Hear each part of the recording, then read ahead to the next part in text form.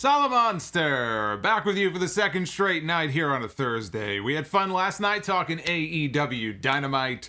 We're going to do it again. I'm pumped for Rampage tomorrow night. But tonight we are talking WWE Summerslam. It is time for SummerSlam 2021 preview and predictions. You know, I have a lot of fond memories of SummerSlam from over the years. I've seen them all. I can remember being a wee boy watching SummerSlam with my brother and my father and my grandfather. We didn't have cable back then, so, you know, we'd have to go over to family's house to watch the shows. One of my favorite events all year. So I have a lot of fond memories of SummerSlam. Big Boss Man shipping the Mountie off to the county jail. It was a jail right here in Manhattan. Overnight. Sharing a jail cell with some guy wearing black leather. All those funny skits during the pay-per-view. I have fond memories of Bret Hart and Owen Hart doing battle inside a steel cage at the United Center, in fact. SummerSlam 1994. I have fond memories of the whole Highway to Hell hype for SummerSlam 98 in Madison Square Garden. God, it was so much fun just to follow along with everything going on at that time. It was such a hot build to that show. Great video package, great go-home video package to that event. Shawn Michaels, of course, making his return to the ring in 2002 against Triple H. Who can forget that? A fantastic comeback for him.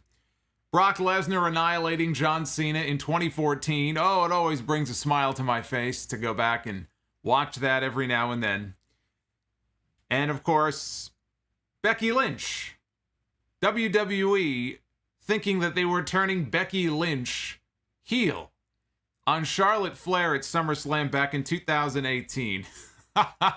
They actually believed that they were turning this woman heel. That was supposed to be a heel turn. And then they spent a month after that having her go out there and cut promos on the fans for not supporting her, for not being on her side, for not backing her up. These people are idiots, is what they are, to actually think that that would work.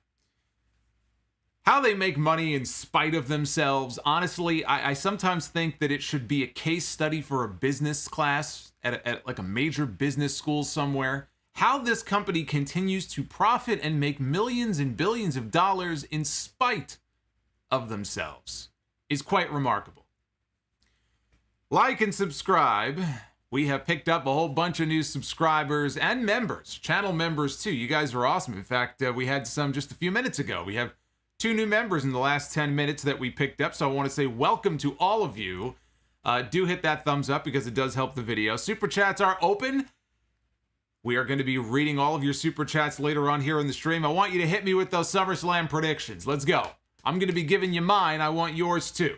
So drop a super chat if you want. If you do, drop those SummerSlam predictions. Let me know what you guys think is going to happen, who the big winners are going to be.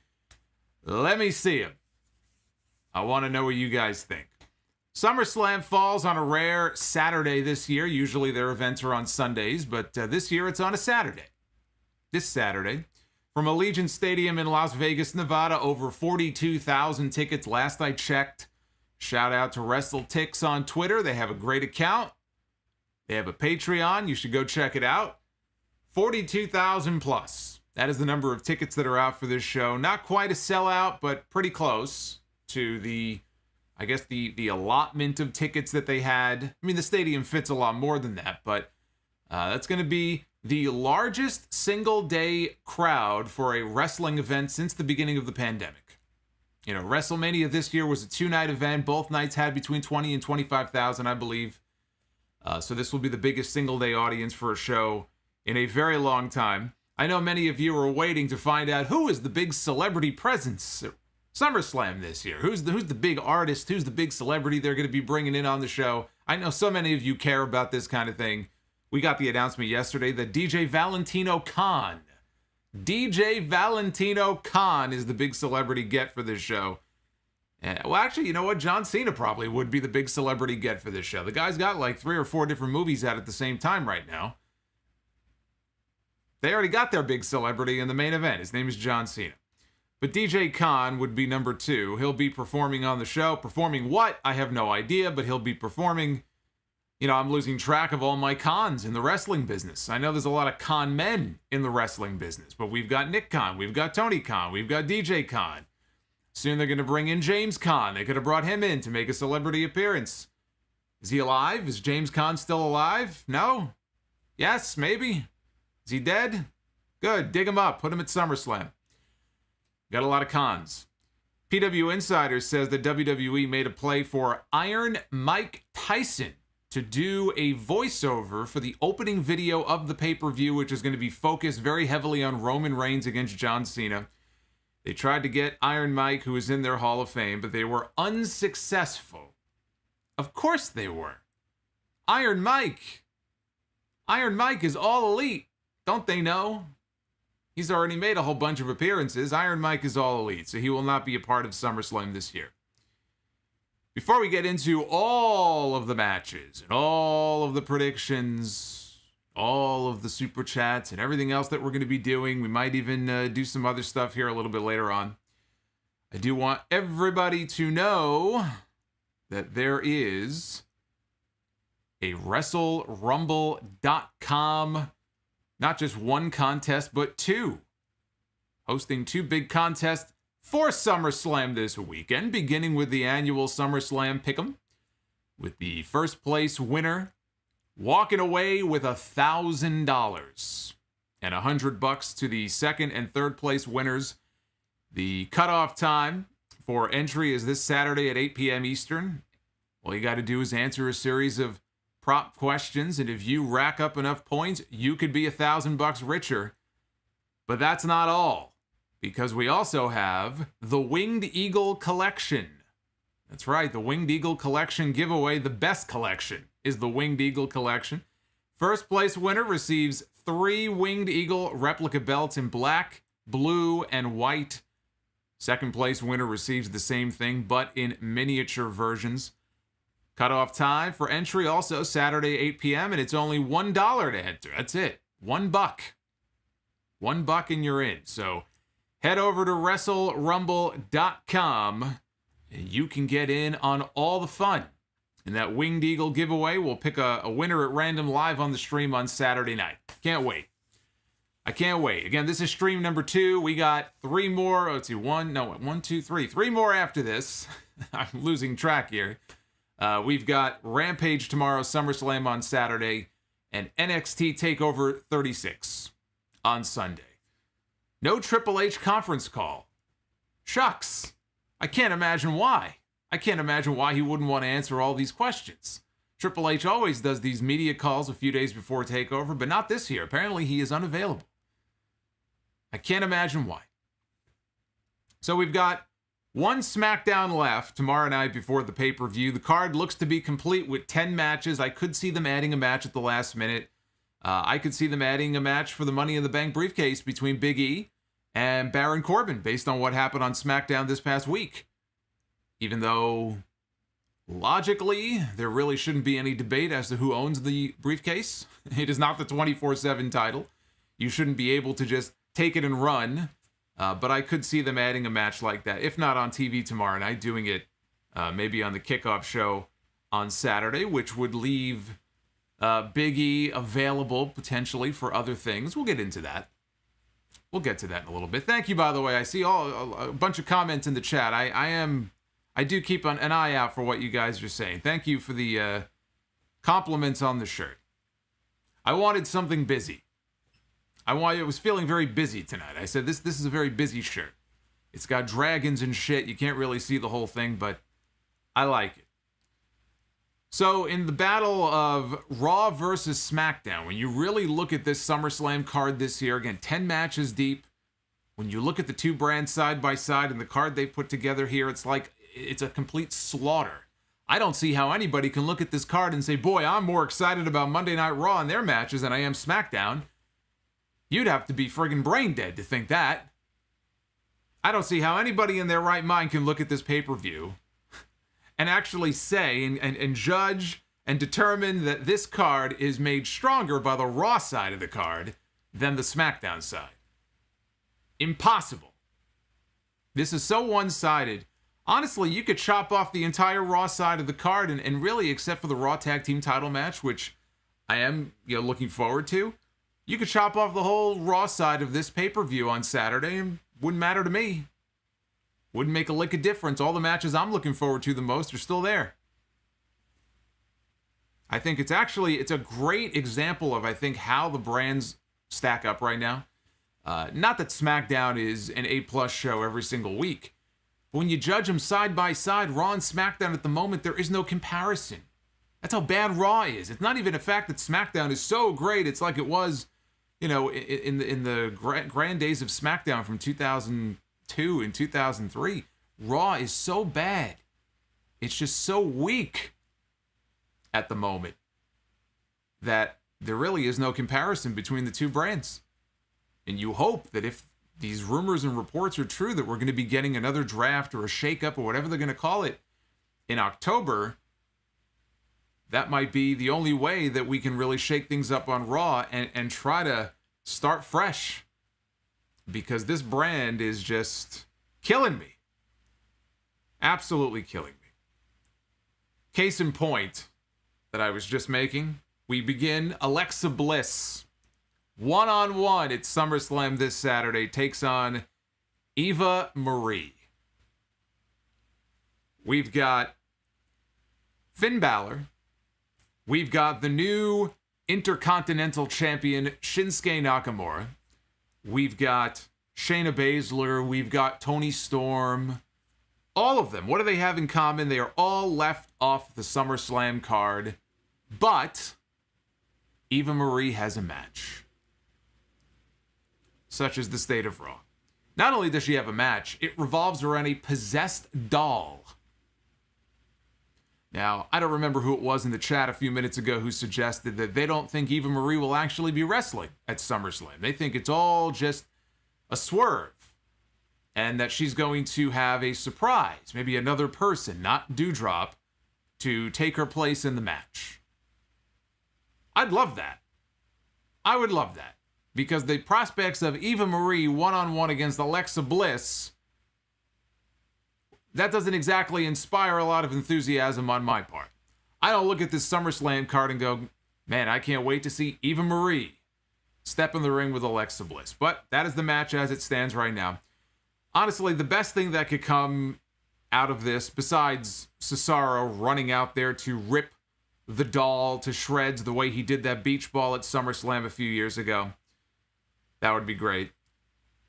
The best thing to do would be, I think, to use this match as a means to split Piper Niven away from Eva Marie. Now, I don't remember offhand how long this storyline has been going on for.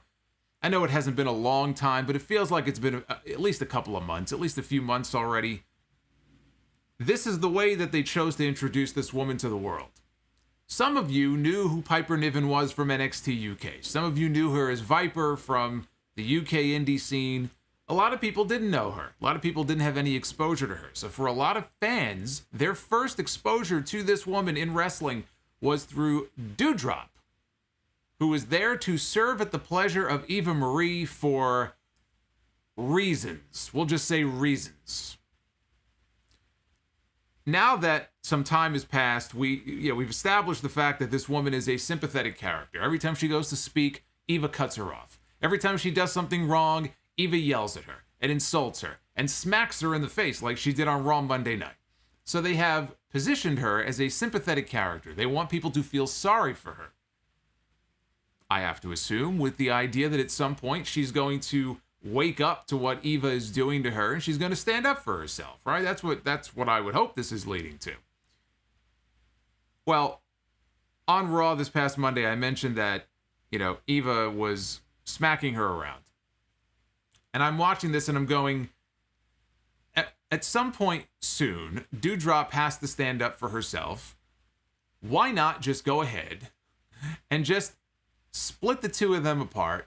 They've established her and let her finally go off on her own. And this is the perfect opportunity to go ahead and do that, because here you have this match. Eva Marie is supposed to be wrestling on Saturday. Now would be a great time for Doudrop to, maybe inadvertently, not on purpose, but, by accident. She's trying to help Eva, or Eva's asking her for her help. It backfires. It blows up in her face. Eva Marie loses. She blames Doudrop for the loss. You go to Raw the next night. You don't even have to do this at SummerSlam. You go to Raw the next night. Eva calls her into the ring, and she is just ripping this woman in front of the world. Just saying awful things about her. And again, she's putting her hands on her. She's shoving her. She's slapping her. You're worthless. You're this, you're that. Whatever insult she wants to hurl at her. And finally, Doudrop has had enough. And she stands up for herself and she squashes Eva. And now you've got Doudrop breaking away on her own, hopefully under a different name and not Doudrop. This angle with Eva has served its purpose. You've now established her as this great new, babyface in the women's division on this show. But to get there, Eva has to lose. And she has to blame her loss on Doudrop. And so I have Alexa Bliss going over here in the match, which I know will please. I don't know if BlissBot is in the chat with us. They usually drop in sometimes. But yes, for all the BlissBots out there, I do believe that Alexa Bliss is going to win and should win this match. We have Sheamus defending the United States Championship against Damian Priest. Priest has been on a hot streak on TV. If you remember, he pinned Sheamus on Raw a few weeks ago in one of those championship contenders matches to earn the right to go to SummerSlam and challenge for the U.S. title. He beat Miz on Monday with Sheamus' own brogue kick. He's beaten John Morrison about 18 times in the last few weeks, or going back even to WrestleMania. That's what it feels like. This non-stop parade of matches involving Damian Priest and The Miz and John Morrison. We get it. It's good that he keeps winning, and they're not doing 50-50 with him, but I think we've had our fill. Enough. But he's been on a hot streak. He's been winning all of his matches. So now we come to the pay-per-view, the title is on the line, and I say, why give it away in the first match? Why do we need the title change here? Right? This is the first championship match between the two of them, not counting the non-title match they had on TV a few weeks ago. Why give it away in the first match? We know there's going to be more matches between these two. We know it's not going to be one and done at SummerSlam. Nor should it be. This is a program that you can get a few matches out of. So I don't think the title change needs to happen here. I think Sheamus makes use of the face mask that he's been wearing. I think he steals a win. And he retains the title. And I think Damian Priest will get the championship later on, but I don't think it happens at SummerSlam. So I'm picking Sheamus to retain.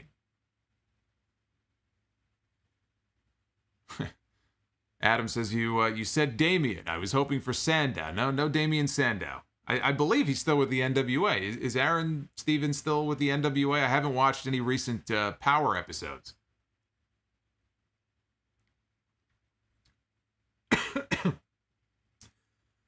Man, went down the wrong pipe.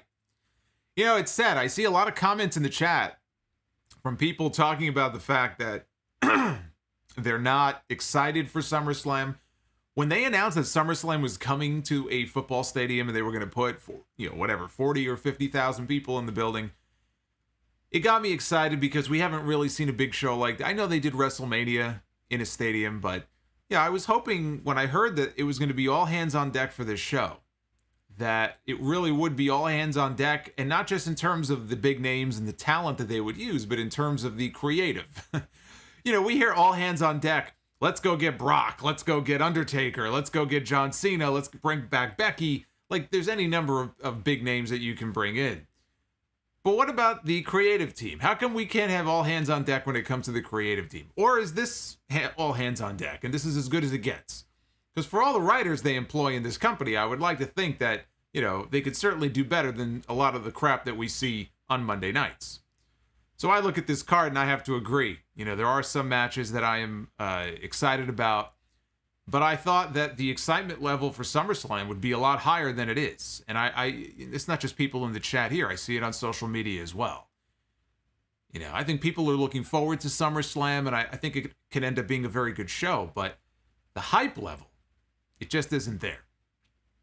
And that's too bad, because SummerSlam, again, is typically one of the shows each year that I look forward to the most. I'm just grateful that it's not inside the Thunderdome, the award-winning WWE Thunderdome. At least we're going to get it in front of actual people. We have the Usos defending the Smackdown Tag Team titles against Rhea and Dominik Mysterio. There's a great video that WWE has posted on his, I'm assigning genders now to WWE, on their YouTube channel. I don't know if you saw it. It went up earlier today. It was Rhea and Dominik. They were doing some kind of promotion for wings or something. I don't know. But they had them sitting at a table rewatching the ladder match from SummerSlam in 05 between Rey Mysterio and Eddie Guerrero over the custody of Dominik. So Dominik was talking about what it was like to be part of that whole storyline. It's an interesting video. If you didn't see it, if you're not aware of it, later on you can go on their channel and check it out. It's probably about 10 minutes long. And it's just them eating wings and chicken while they watch the ladder match. It's good to see an Eddie Guerrero match. Anytime they post an Eddie Guerrero match is a good thing. I don't think anybody is doubting that the Usos and the Mysterios are going to go out there and have a very good match. I think the match itself will be very good. I think it'll be very sound. These are, the Usos, despite recent controversy involving one half of the team, they are one of the best teams in the world. Nobody is doubting their ability, and nobody is doubting their track record of having good matches. I don't see a tag team title change happening here. In fact, they've been dropping little hints on television that there could be dissension in the ranks of the family between Rey and Dominik. Rey almost chastising his son, trying to teach him, you've been sloppy, or, you're taking your eye off the ball, you haven't been paying attention. I think that that's being done for a reason. I think it's building to something. I don't think there's a split that happens on this show, but I do think there could be one of these miscommunication spots that leads to their loss. That furthers the storyline to the eventual split where, maybe Dominik just is tired of his father kind of browbeating him on TV. The teenage angst.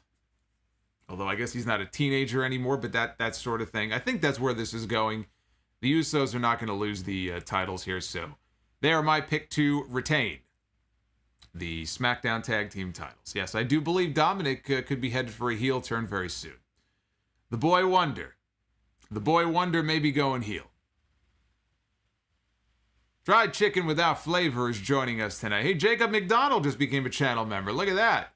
Man, we have picked up a whole bunch of channel members in the last 10 days. I can't thank you guys enough. We've had a whole crush of new members. And let me tell you something. You guys are joining just in time, because earlier this week I posted an hour-long video Q&A sitting right here answering your questions that went up in a members-only thread. And we're going to be doing more of those. That's for members only on all tiers. So if you're a brand new channel member, be sure to go back and check out that video from earlier in the week. Lakers Pat says, nice nightclub shirt. Well, hey, Solomonster's getting ready to go. Why do you think I did the stream at 8 o'clock tonight? We gotta get out of here early so the Solomonster can hit the clubs tonight, Wait, I mean, come on. This is the pregame right here. We're pregaming here on YouTube. We've got Drew McIntyre taking on Jinder Mahal. Oh, joy. The two former 3MB stablemates going one-on-one with Veer and Shanky banned from ringside. We will not have to contend with Veer or Shanky on this show. I'm glad that this isn't for the WWE Championship. That was my initial concern when Jinder came back. I think Drew was still the champion at that time, or maybe he had just lost it. He was trying to get it back.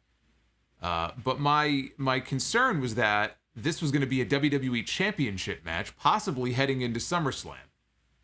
Drew McIntyre and Jinder Mahal for the WWE title, that is not a SummerSlam main event. That is not a WrestleMania main event. It just did not seem like a match strong enough to be contended for the top championship. So at least it's not for the title. But this whole feud revolving around not a title, but a sword. A sword. This man brandishes a sword on television every week, and he threatens to decapitate and maim his opponents. I feel like I'm watching an old episode of Highlander. Are we supposed to believe that every single week Veer and Shanky and Jinder Mahal, when they run away from Drew, are fearful that they're going to be impaled by this sword? I mean, it's preposterous. You're bringing us back to the days of the Berserker in 1992. The dark days, business-wise, of 1990. I mean, I love 1992, don't get me wrong. But that's what this is. We're going backwards. We're not going forwards here. We're going back. So the whole premise of this is just completely ridiculous. I don't honestly know who finds this interesting or compelling. But I can tell you I am not one of those people. Unless Drew chops off an arm or a leg here, I don't really see the point. But he should not be losing here. So I am picking Drew McIntyre for the win. I am predicting a victory for him. This is going to continue, though, because I don't see any other obvious next feud for McIntyre. When you look at the Raw roster, if he just goes and he beats Jinder Mahal, what's next for Drew? What's next for Drew McIntyre? Because he's not going to go right back to challenging for the WWE Championship. He already did that plenty of times. He needs to be kept away from the title for a while. So if he's out of the main title picture, I know he and Sheamus regret the fact that they didn't have a WrestleMania program this year. They're hoping to revisit it in the future. Do you go back to Drew and Sheamus? Either for the U.S. title or just to do it one-on-one. You can't really go back to that well yet, because to me it's too soon. It's still too fresh to go right back to that. Keith Lee is on the Raw roster, but we don't even know what his status is going to be. He first came back. They're giving him dark matches so that he can get his win back until they figure out what to do with him. And then if you do that, who's the heel and who's the face? So this is the problem, right? This is the challenge here. I'm not really enamored with this feud, but if Drew McIntyre beats Jinder and that's it, what do you do with Drew McIntyre? So I'm almost positive that this is the first of what is going to be at least a handful of matches between these two. I honestly think somebody who would benefit the most from a draft in October is Drew McIntyre. But until you get to October, he needs someone to feud with, and I think that person is going to be Jinder Mahal, whether he wins or loses. I don't see this as being the end of this program. Lakers Pat says 24/7 title. So you're going to have Drew chasing after Reginald for the next few months? Yeah, I don't think that's a good idea. Nikki ASH defends her Raw Women's Championship against Charlotte Flair and Rhea Ripley in a triple threat match. On Raw Monday night, the champion, the Raw Women's Champion, lost twice in one night. Not the first time we've seen her lose on TV recently. And I get that she's playing the underdog character, but she lost twice on Raw this past Monday night. First in a singles match to Rhea, and then in a tag team match teaming with Rhea.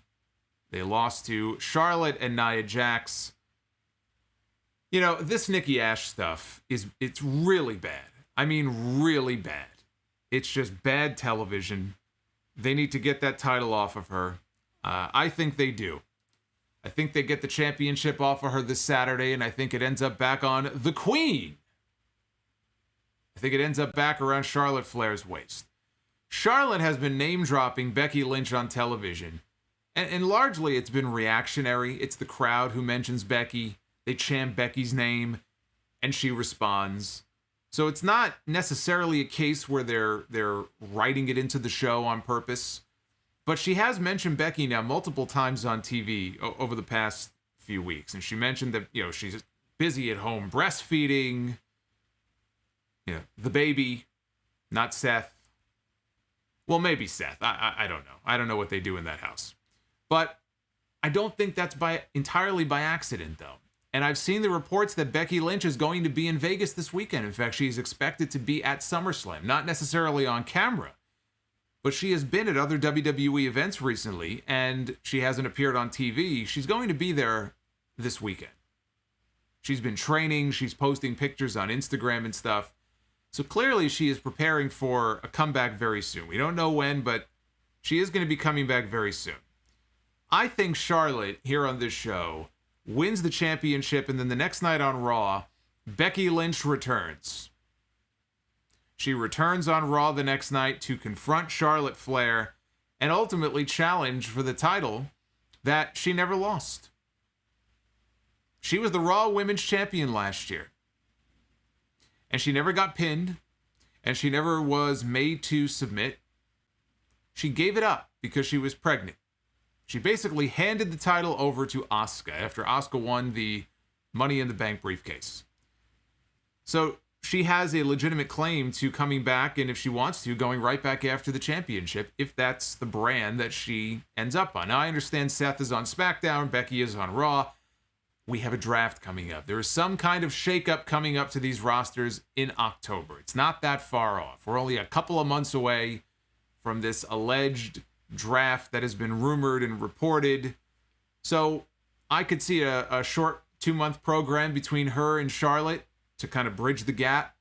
And then when you get to that point that they shake up the rosters, they end up on separate rosters. They're not going to be on the same show. I could see Becky staying on Raw and Charlotte going to SmackDown. Or you can send Becky to SmackDown if that's where Seth Rollins is going to be, because I'm sure they're going to want to travel together. But that's how I see this playing out. I think that Becky is coming back. I think Charlotte is going to win the championship because of course she is. Now, as far as Nikki Cross goes, I understand that Nikki came up with this idea, this new gimmick, this new character. She put a lot of thought into it. It was a long process. She got them to approve it. And she's put a lot of her own energy into it. I understand all that. And I think that's great. And I think more talents in WWE, if they aren't already, should be allowed to not just pitch ideas, but be allowed to go ahead and sort of make it their own. And be a little more hands-on with stuff. And be proactive in coming up with ideas. I'm not saying that that's a bad thing. But what I am saying is that just because they have the ability to do that does not mean that every idea the talent comes up with is going to be good. And this, to me, is an example of that. But it doesn't have to be that way. It does not have to be that way. There are ways to make it better. There are ways to make it more interesting, when she loses that championship. And I think that it begins with a dark turn. And I'm not talking about Suicide Squad dark, superhero, supervillains. I'm not talking that level of dark. But I think all that stuff about believing in yourself and I almost did it, and I proved tonight, even though I lost, that I can almost win. Oh, God. Give me a break. All that crap, all right, all that nonsense. She could start taking shortcuts to win her matches, because she's not having a lot of luck. She lost her championship. She's down on her luck. So she starts taking shortcuts here and there, whatever that might be, whatever that might look like. To start winning matches and kind of getting her momentum back. She cheats to win, but then she celebrates as if she won clean, fair and square. And even the announcers, they begin calling her out for it, but she just pretends she has no idea what they're talking about, completely ignores it. Like Bo Dallas. Remember Bo Dallas when he was the NXT champion? All you have to do is believe. He was so full of himself. He believed in everything he said, as ridiculous as it was. He was completely, there's a word for it, he delusional. That's what it was. He was completely delusional. And it can be a similar type of thing. It could be a similar type of character that she plays. He's a great example, I think, of someone who took this just vanilla, boring, corny character, and he found a way to make it interesting. Now, that was more comedic. But he found a way to make it work. He found a way to make it, to me anyway, he found a way to make it interesting. So you could take something that is clearly corny, but you can make it corny in an entertaining way. So I don't think that it's impossible to make this gimmick appeal to more than just 6-year-old girls, which I understand is probably who they're going after with this character, even though 6-year-old girls are not the ones who are necessarily watching her segments when they put her at the end of the show sometimes, and I see Nikki ASH in the Raw main event at 10:55 p.m. I'm wondering what 6-year-old girl is up watching Nikki ASH. I assume they're watching it on YouTube on their tablet the next day. But yes, I understand, because I know people are going to react and go, oh, Solomonster, Solomonster, it's for the kids, it's for the kids. I don't care. I don't care. I want good television. I want good television. I want television that is going to be appealing and entertaining and interesting. This is not entertaining. This is embarrassing. It's embarrassing. But it doesn't have to be. There are ways to tweak it and change it a little bit and adapt it and make it more appealing and make it work. And I'm hoping that that's what they do.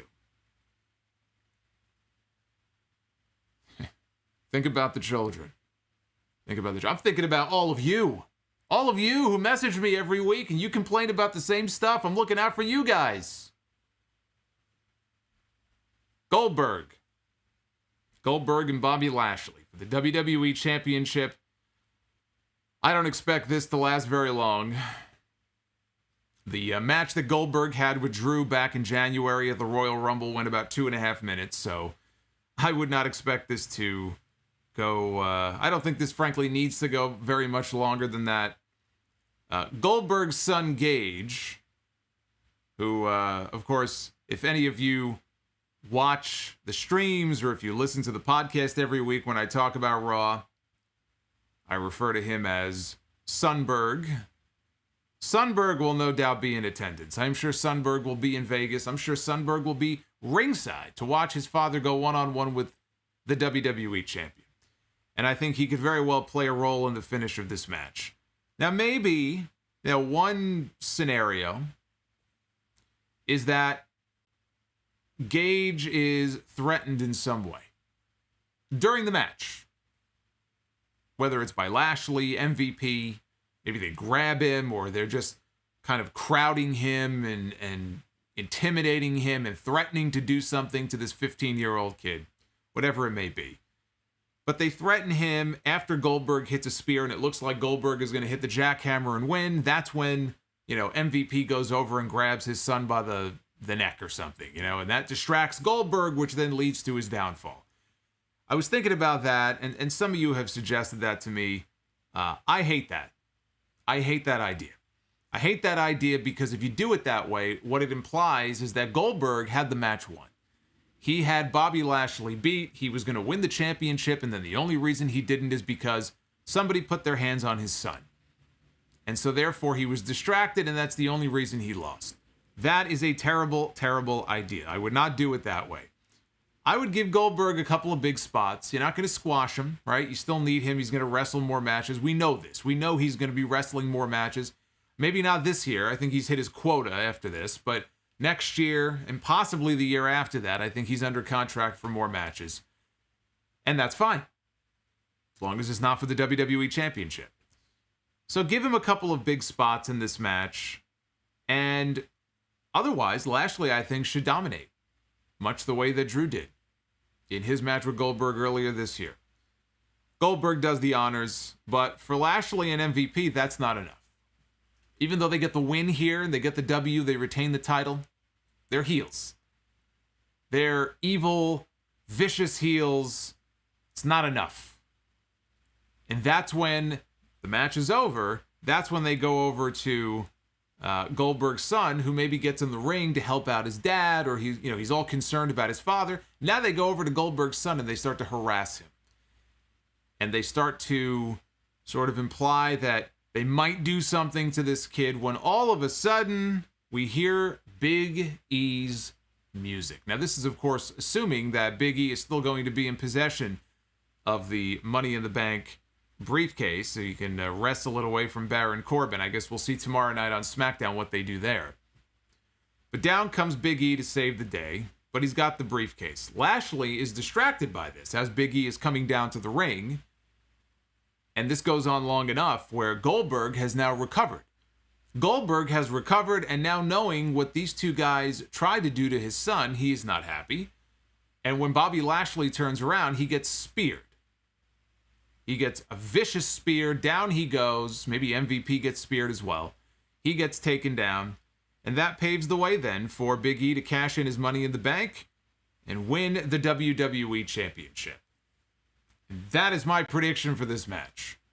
I think all of the Big E teases on SmackDown lately with Paul Heyman teasing that he's going to cash in on Roman Reigns, holding the briefcase and making funny faces. I think it's all just, it's meant to throw us off the scent of what they're actually going to be going for here.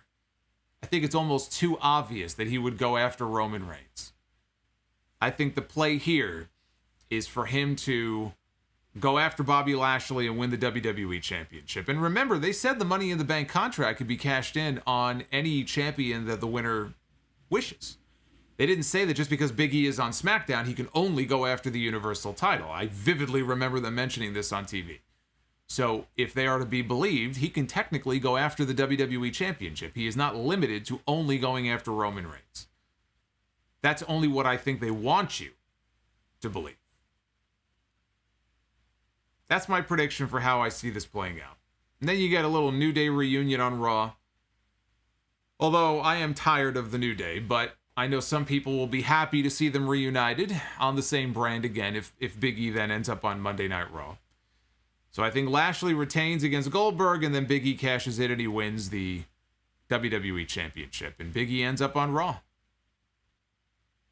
Because as I look at Big E on SmackDown, outside of doing the program with him and Roman Reigns, it's the same thing. It's almost like, who else is left for him to feud with? You know, no obvious heels really for him to go after. So him ending up on Raw, whether it's now, whether it's in a couple of months, I think is very likely.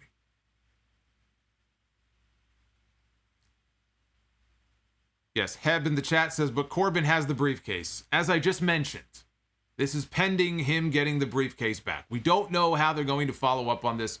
We will find out on Raw tomorrow night. If you missed the beginning of the review, or not the review, but the predictions here, I do think that they could do a match between them, which is completely stupid because it's Big E's briefcase.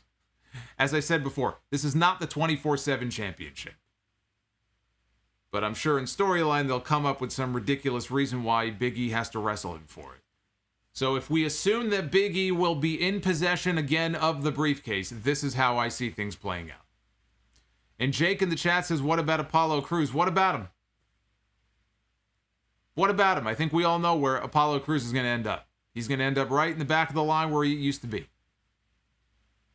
Which is too bad, because I thought he was doing a good job, but look at the way that he's been booked since he won the Intercontinental title before he lost it. He lost most of his matches on TV. Hell of a champion. Hell of a champion. And then he lost it to Nakamura. He is not getting the belt back. Apollo Crews as the Intercontinental Champion is done. You done, son. You done. That's it. That's what Vince McMahon said. Get to the back of the line. Randy Orton and Matt Riddle, RK Bro, challenge AJ Styles and Omos for the Raw Tag Team titles last Monday night. This was probably the biggest thing they did on the show. The crowd was really into this. It was the reunion of Randy Orton and Matt Riddle. Riddle came to Orton's aid in the middle of the show, and Orton got on the mic and talked about how appreciative he was, and I can't believe I'm doing this, but RK Bro is back. So they are now reunited officially, and they are going to challenge. This is always where this was leading to. That's why when people were suggesting that Orton is going to RKO him and they're going to have a match at SummerSlam, I said, you're out of your mind. Why would they have a match against each other at SummerSlam? You haven't even done the tag team title match yet. You've got fans back in the buildings now. And I figured this was something that the fans would be into. And then sure enough, it's probably the most popular thing on all of Raw right now is Randy Orton and Matt Riddle. How are you going to split them up and feud them when they haven't even had a run at the tag team titles? It made no sense. Of course, it was all building to this. To me, there's no reason not to do the title change here. You don't have to milk this. This has to be the big moment where the two of them get the big win. They celebrate as the unlikely tag team champions and let them have a run. And after a while, yeah, then you can feud them. But that's like months down the road. You don't have to do that now. Randy Orton and Matt Riddle are going to win the Raw Tag Team titles, and that is going to be the end of AJ and Omos. Possibly on Raw the next night. No reason to keep them together once they lose the belts. We have Edge one-on-one with Seth Rollins. Now, I should say that I do believe one of the part-time legends will get a win on this show. Goldberg, I think, is going to lose, as he should. And John Cena, we'll talk about him in a second here. But I do believe at least one of the part-time legends will get a win on this show. And of the three, it is going to be Edge. I'm picking Edge to win this match over Seth Rollins. Edge is due for a win. He lost at WrestleMania. He came back. He lost again to Roman Reigns at Money in the Bank, thanks to Seth Rollins. They're taking this feud all the way back to that Raw angle in 2014 where Rollins threatened to break Edge's neck. I like that. I like the fact that they're actually calling back to an old storyline. It's not something they do very often. So I like that. But everything seems to be geared towards Edge finally getting his revenge for everything that Seth Rollins has done to him. The babyface, sometimes the babyface has to get his revenge. The heel has to get his comeuppance. And I understand that Rollins is full-time and Edge is not. But I don't see all of the part-timers or the legends on this show losing their matches. I don't think this should be like a fully loaded 2000 thing either, where if you remember fully loaded 2000, we had Undertaker against Kurt Angle, we had Triple H against Chris Jericho, and we had Rock against Chris Benoit. And at the time, Angle, Jericho, and Benoit were all still relatively new in WWE. They hadn't even been there yet for a full year. And it was almost like they represented this new era that was rising up in the company. And they all lost on that show. Angle and Undertaker, I remember, had a pretty bad match. I mean, they had much better matches years later. Jericho and Triple H had a fantastic match, but Jericho lost. And Benoit lost. So it's almost like they were just trying to break them in, let's just beat them all. But I think the one who came out of it the best was Jericho, because he at least, he only lost by the skin of his teeth. I don't think it's an all or nothing game here. I think there is going to be one legend in this case who walks away with the win. And I believe it's going to be Edge. I don't see this being a one and done attraction either. I think we're going to get more than one match between these two.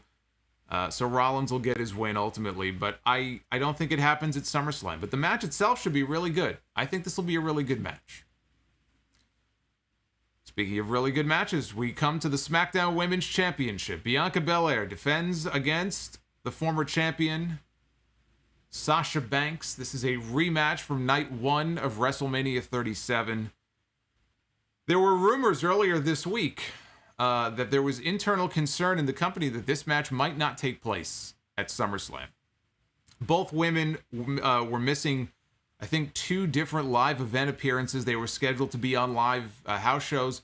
They both missed them. They were being very vague about why. They only said due to unforeseen circumstances, Sasha Banks cannot appear, Bianca Belair cannot appear. I was thinking maybe it was COVID related. It has not been said explicitly that it's COVID related, but we have this update here from PW Insider. For those wondering about the status of Sasha and Bianca, after they missed this past weekend's WWE live events in the Carolinas, PW Insider has been told that they are cleared to perform, and barring something unforeseen, they will be at SmackDown on Friday and SummerSlam this coming weekend. So, good. I was a little worried about that because, truth be told, this is one of the matches I am looking forward to the most on this show. This actually might be the number 2 match behind the main event that I am looking forward to on this show. Bianca Belair has not had what I would call an eventful title reign since she won the championship at WrestleMania. That is largely, I think, a product of the weak division they've given her to work with on TV. I see nothing wrong with her work. I think she has done a fine job, and I think she's very good, especially for her experience level. She's still relatively inexperienced compared to everybody else on the roster, except maybe Dominik and Reggie, who's also a champion. So I think the weak division, the weak sort of group of challengers that she has had available to her, the people they have put her with, it's been a limited number of people, so it hasn't been a very eventful reign. Really, if you think about it, she spent pretty much the whole thing feuding with Bayley, and then they couldn't even pay it off with the final match because Bayley got hurt. So they couldn't even finish that feud. So I don't blame Bianca for that. Sasha Banks she's a superstar. She's a superstar in this company. Sasha Banks is the biggest female star that this company has. So when Ronda Rousey was around, you would say it's Ronda Rousey because Ronda Rousey was a mainstream athlete. Ronda Rousey isn't around anymore. And I know they push Charlotte Flair as the queen, and she's, got 13 or 12 or however many titles that she's up to at this point. After this weekend, it'll probably be 12. But to me, even though they don't write it that way on TV, again, you would think it would be Charlotte Flair, Sasha Banks is the biggest female star in this company, at least until Becky Lynch comes back. And I think that it would be better to put the belt on her than it would be to keep the championship beyond SummerSlam on Bianca Belair. I would do the title change. I believe there is going to be a title change. I believe Sasha Banks is going to be the new SmackDown Women's Champion once again. She is my pick to win this match. I want to see Sasha get in there with some other faces. I want to see Sasha Banks getting in there and mixing it up with Toni Storm at some point. If they ever let her out of the fucking broom closet where she's been locked for the last 3 weeks, I'd like to see Sasha Banks mixing it up with Toni Storm. I'd like to see Sasha Banks in there with Tegan Nox. I'd like to see Sasha Banks and her blue hair go one-on-one with Shotzi Blackheart and her green hair. I think all of those feuds, all of those matches could be fun to follow. Those are matches that we haven't seen before. I've not seen Sasha Banks in the ring one-on-one with any of those women. Fresh faces up from NXT, and you could call up even more. The Raw division on the women's side could use some new faces as well. They've got Rhea, who's been there now for several months. They could use a few more. Asuka, I guess she's away on vacation, getting a well-deserved vacation after carrying that fucking division on her back for a good chunk of last year. I don't mind that Asuka is not on the show. Asuka deserves some time off. Where would they have been in that Raw women's division without Asuka last year? Ask yourself that question. So I'm okay with her not being on the show. You give her a little bit of a break. But on the SmackDown side, Sasha, you put the belt back on her. And once the feud plays out with Bianca, because they can end up having another match after this, but you move on and you have her start defending the championship against some of the newer faces. And Bianca Belair can have to work her way back up from underneath. She's got to climb that mountain and get back to the top. It's a story and a tale that has been told time and time again in pro wrestling. It is Pro Wrestling 101. Even if you think back to some of the biggest names in wrestling, Stone Cold Steve Austin never had that long of a run as the champion. He would win the title, and within a couple of months or a few months, he would lose it. He would get screwed out of it, and he would have to struggle and fight and claw and scratch his way back, because that's the story you tell. And that's fine. You could tell that same story with Bianca Belair. But I think you do the title change here. You flip the title back onto Sasha Banks. But I am looking forward to this match more than almost any other on this show. I thought their match of WrestleMania was excellent. I thought it was probably the match of WrestleMania outside of the main event on night 2. The 2 main events were the 2 best matches on WrestleMania this year. So I have high hopes for this match as well. I think in a big stage, big stadium like that, these 2 women are going to go out there and they're going to deliver. And finally, we have the tribal chief, Roman Reigns, who was mouthing off about CM Punk earlier today. He is about to hit 1 full year, if he retains, he is about to hit 1 full year as the Universal Champion, defending against the 16-time World Champion, John Cena. They finally got John Cena back. This is what they have promoted as the Summer of Cena. It is the Summer of Cena because there will be no fall. So they are trying to milk this for all it's worth while they have him available. Outside of a Roman Reigns match with The Rock, which I'm sure they are desperately hoping to put together for WrestleMania next year. I mean, there's rumors they're trying to get Rock on the Survivor Series show for at least an appearance at the Barclays Center in November. Now, why would that be? To set up a match with him and Roman Reigns for WrestleMania in Dallas next year so they could try to put 100,000 people back in that building again. So that is really the biggest match they could probably do in this company. The next biggest match they can do is right here. You've got the biggest WWE name of the last 20 years, 15 years, 20 years, against the number one guy at this moment in this company. Raw or SmackDown, the number one guy in this company is Roman Reigns. So it's a big match. No matter what your thoughts are on either man, this is a big attraction for them to promote. Business-wise, ticket-wise, overall interest-wise, it is the biggest match that they could do. This will also be John Cena's first televised match, not counting the Firefly Funhouse at WrestleMania last year, which wasn't a real match. It was a gimmick. I don't count that. This will be his first in-ring match on TV since a fatal four-way match on Raw that he was part of in January of 2019. 2.5 years. This will be John Cena's first real televised match in 2.5 years. Mr. Missionary was never known as the work rate king, but he has had a lot of classic matches in his day. I have stuck up for John Cena, even the people that used to knock him all the time and they wouldn't give him any credit at all.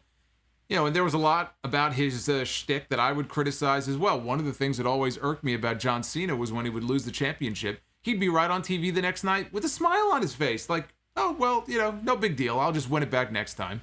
Used to drive me nuts. There were a lot of things to hate and despise about that John Cena character. But one thing I always gave him credit for was he would go out there, and maybe he wasn't the most technically gifted, but he found a way with whoever he was working with to go out there and have a great match whenever he was in a big main event. Whether it was Shawn Michaels, whether it was Daniel Bryan, whether it was CM Punk, or it was Umaga, or it was any number of people that he has stepped in the ring with, even the U.S. Open Challenge and the matches he was having on TV with Cesaro and other matches he's had, even some of the matches with Randy Orton. I didn't like all of them, but some of them were really good. John Cena still, to this day, does not get enough credit for the matches that he was able to have. Look at the trilogy with AJ Styles. And I don't want to hear, oh, it's AJ. Of course, AJ Styles, he's one of the best wrestlers in the world. You know, one of the best wrestlers over the last 20 years. Okay. Well, AJ Styles is in there working with John Cena. So you can't give credit to AJ and give no credit to John Cena. He made those matches work every bit as much as AJ did. So I want to give him that credit. I want to give him his just due because I still feel like people don't look at him as a kind of a top performer in big time matches. His resume speaks for itself. So we know the point of all this is that we know he could go out there and have a great match under normal circumstances when he's around and he is wrestling full time. That is not the case. You know, that is a very different situation than coming back for the first time in 2.5 years and having a big match in a pay-per-view main event. The last match that he had with Roman Reigns came in No Mercy in 2017. And I didn't think that match was very good. I didn't think that match lived up to the billing. It did not feel nearly as special as they built it up as, and frankly, as it should have been. But that was also during a period where Roman Reigns was still very miscast. He was miscast as a babyface, and the fans were rebelling against him the way they had rebelled for years against John Cena. So that didn't help. But the match itself, it was good at best. There was nothing really overly special about it when they had that last match. This match here already feels like a much bigger deal than the match they had 4 years ago. Roman Reigns is a bigger star now than he was back then. I mean, it is like night and day in terms of babyface Roman Reigns and heel tribal chief Roman Reigns. In the ring, on promos, just his overall presence when he's on the show. He feels comfortable now. He feels like he is exactly where he should be. He is in the role that he should be in. Unlike 4 years ago. That is the big difference between now and then. So, they're going to be in front of 40,000 people. This match is going to have a big fight feel going for it. Reigns, I think, again, is doing the best work right now of his career. But with John Cena, we don't know what to expect in the ring when he's been gone for so long. He's older now. He's been out of the ring pretty much for 2.5 years. We don't know exactly what we're going to get from him. I know he's been doing these quick 6-man tag dark matches after SmackDown and after Raw. That's not the same thing as going in the ring and having a long singles match on pay-per-view. So that's kind of the wild card here. I don't know what John Cena we're going to get in this match. I am happy they finally acknowledged the story of John Cena, though, chasing after title number 17. I was a little worried they were going to dismiss it and not really focus on it. That should be a big deal. And I think it will play nicely into the drama of some of the near falls in this match. To me, it's why they absolutely ruined John Cena and The Undertaker all those years ago. That was a match I was hoping they would do, WrestleMania 30, like somewhere in that time frame. They could have had a big-time WrestleMania match with John Cena against The Undertaker. And the minute they ended the streak at WrestleMania 30 with him and Brock, they took the drama right out of it. Right out of any potential match those two ever would have had at WrestleMania, it was sucked right out. As soon as Undertaker's streak was broken, it was over. So when the two of them finally met at WrestleMania 34, they had a 3-minute squash. And what did it mean? What did it mean? He squashed Cena in 3 minutes and that was it. That was the big Undertaker-John Cena match at WrestleMania. But imagine if The Undertaker still had his undefeated streak, and this is back during when people were like, oh, Super Cena, he wins all of his matches, which he really doesn't. But, okay, we'll go with that narrative. Well, imagine those people having to watch John Cena hitting the attitude adjustment and locking Undertaker in that horrible-looking STF. Actually believing that this son of a bitch might break the streak because the company believing in their minds that Vince McMahon and maybe even The Undertaker himself would love to do the honors and put John Cena over and have him be the one to break the streak. People would have been losing their minds, but they took the drama out of it. Here, it's not, maybe, I don't know if it's on the same level as the streak ending, but there is drama, I think, in people either wanting him to win the title for a 17th time and break Ric Flair's, phony record, or not wanting him to break Ric Flair's record. And, hoping that he does not, get the pinfall and Roman Reigns kicks out with every near fall. So I like that. I like that they're finally focusing on number 17. John Cena is much more well-liked now than he would have been had they done this a few years ago, because absence makes the heart grow fonder. When you disappear for a certain amount of time, you give people a chance to actually miss seeing you. So when John Cena comes out now, we don't really have Let's Go Cena, Cena sucks anymore. I don't know if the crowd in Vegas is going to chant that or not, but it's more of a babyface reaction. You wouldn't have gotten that 3 or 4 years ago. I think people miss the guy. I miss seeing him on TV. If he was on TV every week, I'd be sick of him probably within 3 months, but he hasn't been around. He comes back, and all of a sudden, it's like what's old is new again. It actually feels somewhat fresh. I have been asked by a few people, and I want to bat this down right now because this is just completely ridiculous that people would even be giving this any serious consideration. I've had a couple of people ask me, they go, well, don't you think the WWE would consider having John Cena beat Roman Reigns and win title number 17 to spite Ric Flair for leaving the company.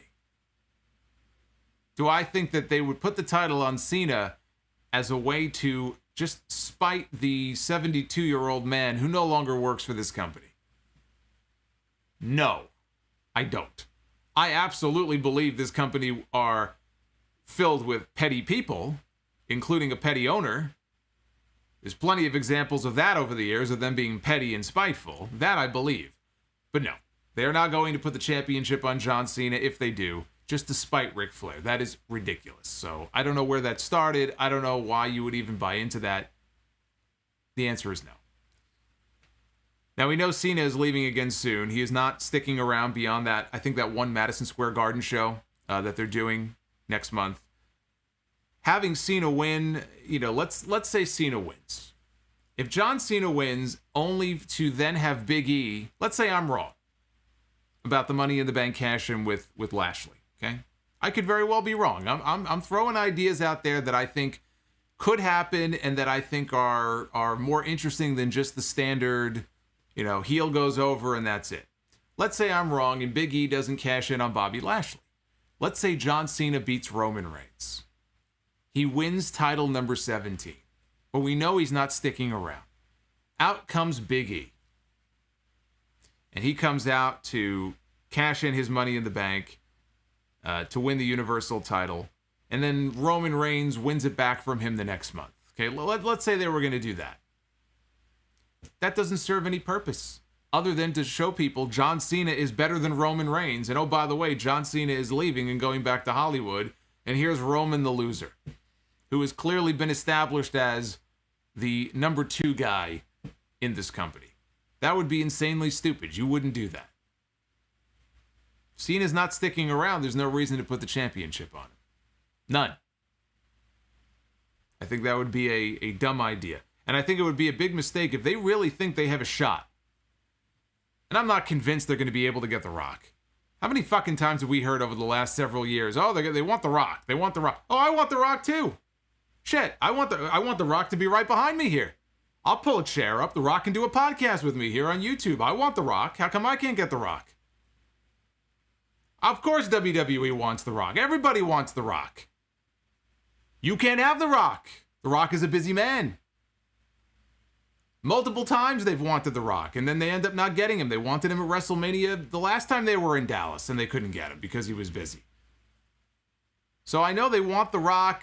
Doesn't mean they're going to get him. But let's say they do. If you're going to do Roman Reigns and The Rock, you shouldn't beat Roman Reigns. You shouldn't be losing the championship or being beaten months before you get to a Roman Reigns Rock match. And maybe he doesn't have the title by the time he gets to The Rock. Maybe he doesn't. Maybe they start a program and The Rock actually does something that leads to Roman losing the title because, I don't know, do you want to do Roman and Rock for the championship? Does that even have to be for the title? I'm not sure it has to be. And I certainly wouldn't put the belt back on The Rock either. But Roman does have to lose to someone at some point. Just don't know yet who that would be. I just think there's no good reason to put the title on John Cena. Doesn't make sense. Roman Reigns should retain here. I'm picking him to win. And then coming out of SummerSlam, they program Finn Balor with Roman Reigns as the next challenger for the Universal title. That was the match that they had teased on television they were going to give us until Baron Corbin basically ruined it for him, and then John Cena snuck in, the heel that he is, and he stole the contract. Finn Balor ought to go kick John Cena's ass. If anybody should cost John Cena the title here, it should be Finn Balor. But that would turn him heel. We don't want to do that. I think the program coming out of SummerSlam is Reigns and Balor. Laundry Sucks says, what is the appeal of Reigns against The Rock? It's the whole bloodline thing.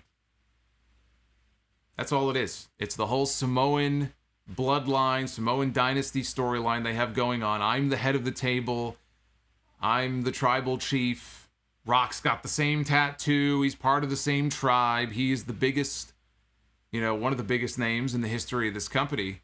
If they could get The Rock in to do something with him and Roman, I could totally see why they would want that. If I could get The Rock in my company to come in and do a storyline like that, I'd be insane to say no. I think The Rock could still be big business for them if he were to have one more match. I don't even remember the last match he had. Was it the Eric Rowan match? Because The Rock, his career should not end with a 6-second match at WrestleMania against Eric Rowan. There's got to be a better ending, I think, to The Rock's career. So that's why they want to do it. It's the whole bloodline thing. And I think it would do big business. Look, there were people who really weren't even into the whole Rock John Cena thing back in Miami in 2012. And that match still has the record for the biggest buy rate in company history on pay-per-view. It's a company that is built on, trying to put together these big WrestleMania-type attractions. If they could get The Rock committed to doing the show and there's no insurance issues and there's no scheduling conflicts, then I would do the match. I just hope that Rock can do it without falling apart, because The Rock, the last couple of times in big matches against John Cena, has been seriously injured. I mean, it's like he tears like every muscle in his body. And that was Rock 7 or 8 years ago.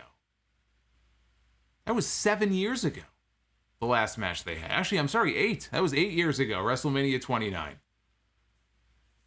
So if there's a safe way to get him back in the ring, then you do the match. But, what kind of Rock are you going to get at that point? I don't know. Rock is, how old is Rock? Is he 50? If he's not 50, he's almost 50. Yeah, I don't know. I don't know what kind of match you're going to get out of him, but in any event, that to answer your question, that's why they want to do that. So as far as SummerSlam is concerned, you guys know where to come to on Saturday night once my little animated super chat pops off the screen. There we go. YouTube live schedule. We are already 2 days deep, as Sergio Cornejo just subscribed to the channel, Dancing Nakamura, dancing all over my little calendar here. Thank you, Sergio, for joining the channel. If you have not done so, hit that subscribe button. Just like Vontel, he just subscribed. Look at this. Back-to-back subs. Thank you, Vontel. Welcome to the family. We are 2 days deep into this schedule. I'm going to be on YouTube Live tomorrow night, immediately after AEW Rampage. Going to be talking about what I'm sure is going to be the AEW debut on Rampage at the United Center in Chicago tomorrow night. The debut of Braun Strowman. This is going to be the big debut tomorrow night. Tony Khan is going to swerve us all. And the monster among men is going to show up at the United Center tomorrow night. Now, whoever it is, I think we know who. It's that guy that you see on your screen right there. Join me live. That's going to be a fun stream tomorrow night. I am very much looking forward to this stream tomorrow night. So is Mario Medina, who just subscribed. And then Saturday, as soon as SummerSlam goes off the air, whatever time that might be, I want you to come on back here and join me for the live recap. The good, the bad, and the ugly.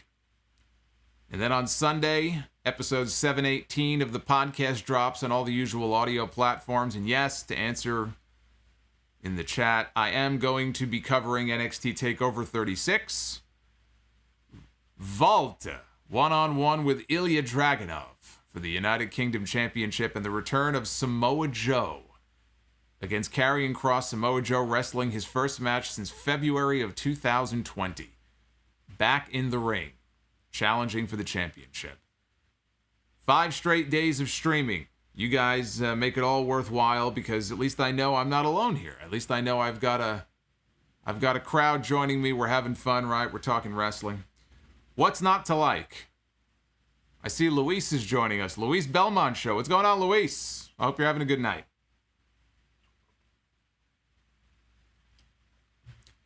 Mr. Wilson in the chat says, I will cry laughing if Punk is not there. Boy, if first of all, he'll be there. But let's say Punk is stuck in traffic and he's really not there. I don't know how bad the traffic in Chicago is. I guess he's already in Chicago. Can you imagine if he doesn't show up, but it's like a traffic issue or something? Yeah, people are not going to be very happy. There's a reason they have 14,000 people in that building tomorrow night, their biggest crowd ever, and it's not because of Braun Strowman. It's not because of Daniel Garcia in the main event against Jon Moxley. But it's going to be a lot. It's going to be a lot of fun tomorrow night. So let us switch over because we're just getting started here. I told you I wanted to hear your predictions for SummerSlam and any other questions you might have, whether it's CM Punk or something else. You could drop a super chat.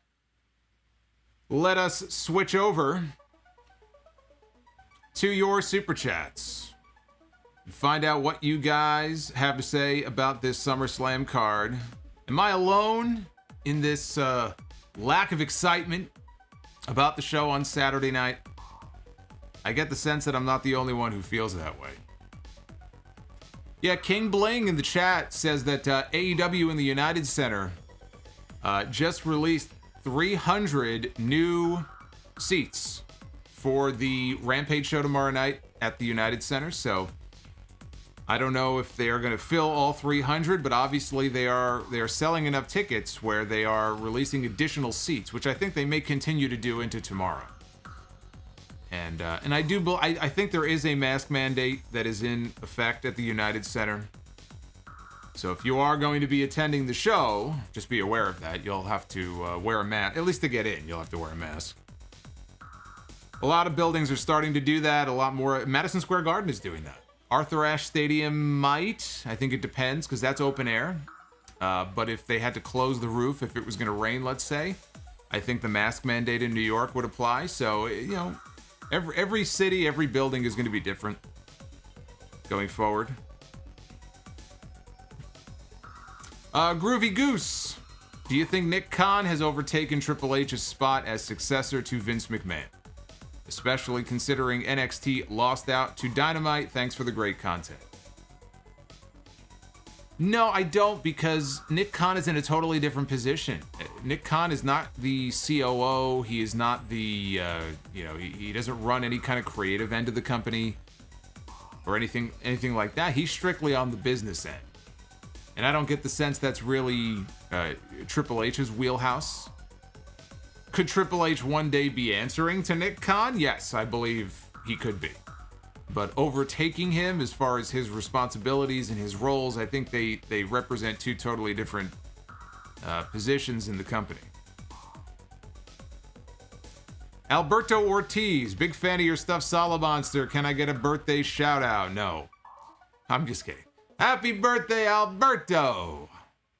Not Alberto Del Dipshit. We're not talking about that guy. We're talking about Alberto Ortiz, who is celebrating a birthday. You didn't tell me how old you're going to be.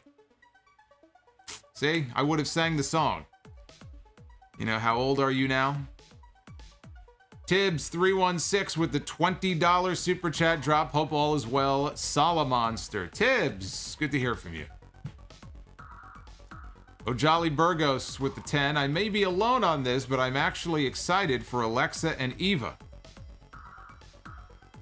I don't think Eva's actually wrestling. I think this is a surprise debut. Okay, so that was the super chat I was referencing before. I don't know. You could be right. Anything to get her out of the ring, I guess. But I think she'll be in the match. Naif Al-Safar, thank you for the $9.99, my friend. See, look at this. Everybody in the chat wishing happy birthday to Alberto. That's very nice. I like seeing that. Skull Dipper. Best thing to listen to when welding is the Solomonster. You got one of those helmets on? Remember when Kane was wearing the welder's helmet for a while on TV when he came back, one of his many returns? I picture Skull Dipper with that whatever that gun is that they use. Sparks flying everywhere, the welder's helmet on. What are you welding is what I want to know. Are you welding furniture? Are you welding something else? Nick Grasso with the $10. Do you think Vince will give Cena number 17 just to stick it to Flair? No, again, I just addressed this. Also, do you think Becky will show up after one of the women's title matches? I think we see Becky on Raw Monday night. I don't think we see her necessarily at the stadium. I think, if anything, we might see her on TV the next night. Michael Cuomo, malicious intent. Michael Cuomo, one of our PayPal, part of our PayPal posse. I hope they do more pay-per-views on Saturday. I kind of hope they don't, selfishly, just because I do my show on Sunday. It's a pain in the ass for me.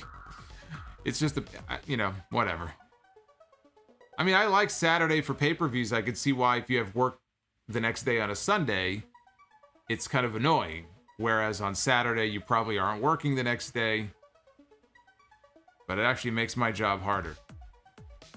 Skull Dipper says, I'm welding stiffness for a structural component. Well, I'll pretend to know what that means, and I will say, good luck with that welding. King Bling, thoughts on wrestling events at the movie theaters? Do you think they belong in theaters? I'm going to one for SummerSlam. Ever see wrestling at the movies? I have not seen wrestling at the movies. I think it's cool. I don't have any issue with it. I don't know that I would ever do it. But that's not really a new concept. I know it's kind of new for WWE to be doing it, and they are doing it in some places for SummerSlam this weekend. But even it's like closed circuit. That's basically what it is. It's like a modern version of closed circuit. The closed circuit goes back many, many years. First WrestleMania was on closed circuit. I think the first Starrcade was, I believe, as well. Zach Reyna. I called doing a research paper on that topic of WWE making millions in spite of themselves. You're free to take the idea. I said I'm shocked that we haven't had like a major business school undertake a case study or commission a case study on how this company, in spite of all of their dumb decisions, creatively and in other ways, how this company is still able to make all the money it makes. I mean, I guess the TV contracts is the main answer, but how they make all of this money in spite of the stupid shit they do. Someone ought to start that case study. I would love to see the results. Jamie Dorsch, Goldberg over Lashley, just so I get to hear Solomonster go on an epic rant on the post show. Vincent Millage, I completely forgot that SummerSlam was this weekend. At least for me, all the AEW news has buried the show. Also, the biggest surprise for the weekend will be if Peacock works correctly this time. I'm actually going to give Peacock some props on the podcast on Sunday. I don't know how the live stream is going to go. It went pretty horribly for me last month with Money in the Bank, at least for part of the show. But they had made internally, supposedly, the goal was to get all of the old WWE Network content up on Peacock in time for SummerSlam, and it looks like they are going to meet that goal. I didn't think they would do it, but it looks like if they haven't already in the next few days, they are going to actually meet that goal, which is impressive. Now the question is, how proactive are they going to be getting up additional classic content? Is that really going to be a priority for them going forward, or are they going to be satisfied just sort of dropping things a little bit here and there? That's what I'm worried about. There's indications already that we're not going to get too much more classic content at the same rate that the network was uploading it. Anderson Blitz. If CM Punk doesn't appear tomorrow, the arena will burn. Well, there's a reason that Punk used to come out to This Fire Burns, or whatever the name of that song was. Elias. Hello, my name is Elias Rodriguez with the $2 super chat. Tamina really is the absolute worst. I love how random that was. Kevin Miller, first time watching you live from Blackpool, UK. Isn't that William Regal's home? Was he from Blackpool, England? Cheers to all the folks in Blackpool. I wonder how many Blackpool people are watching right now.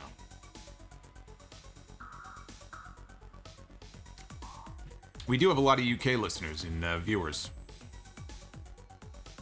Dried chicken without flavor.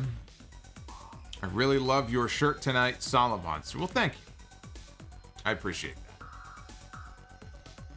Brianna with the $5. I do hope that the Usos move on after this feud with the Mysterios. Things are dragging at this point. Well, welcome to WWE.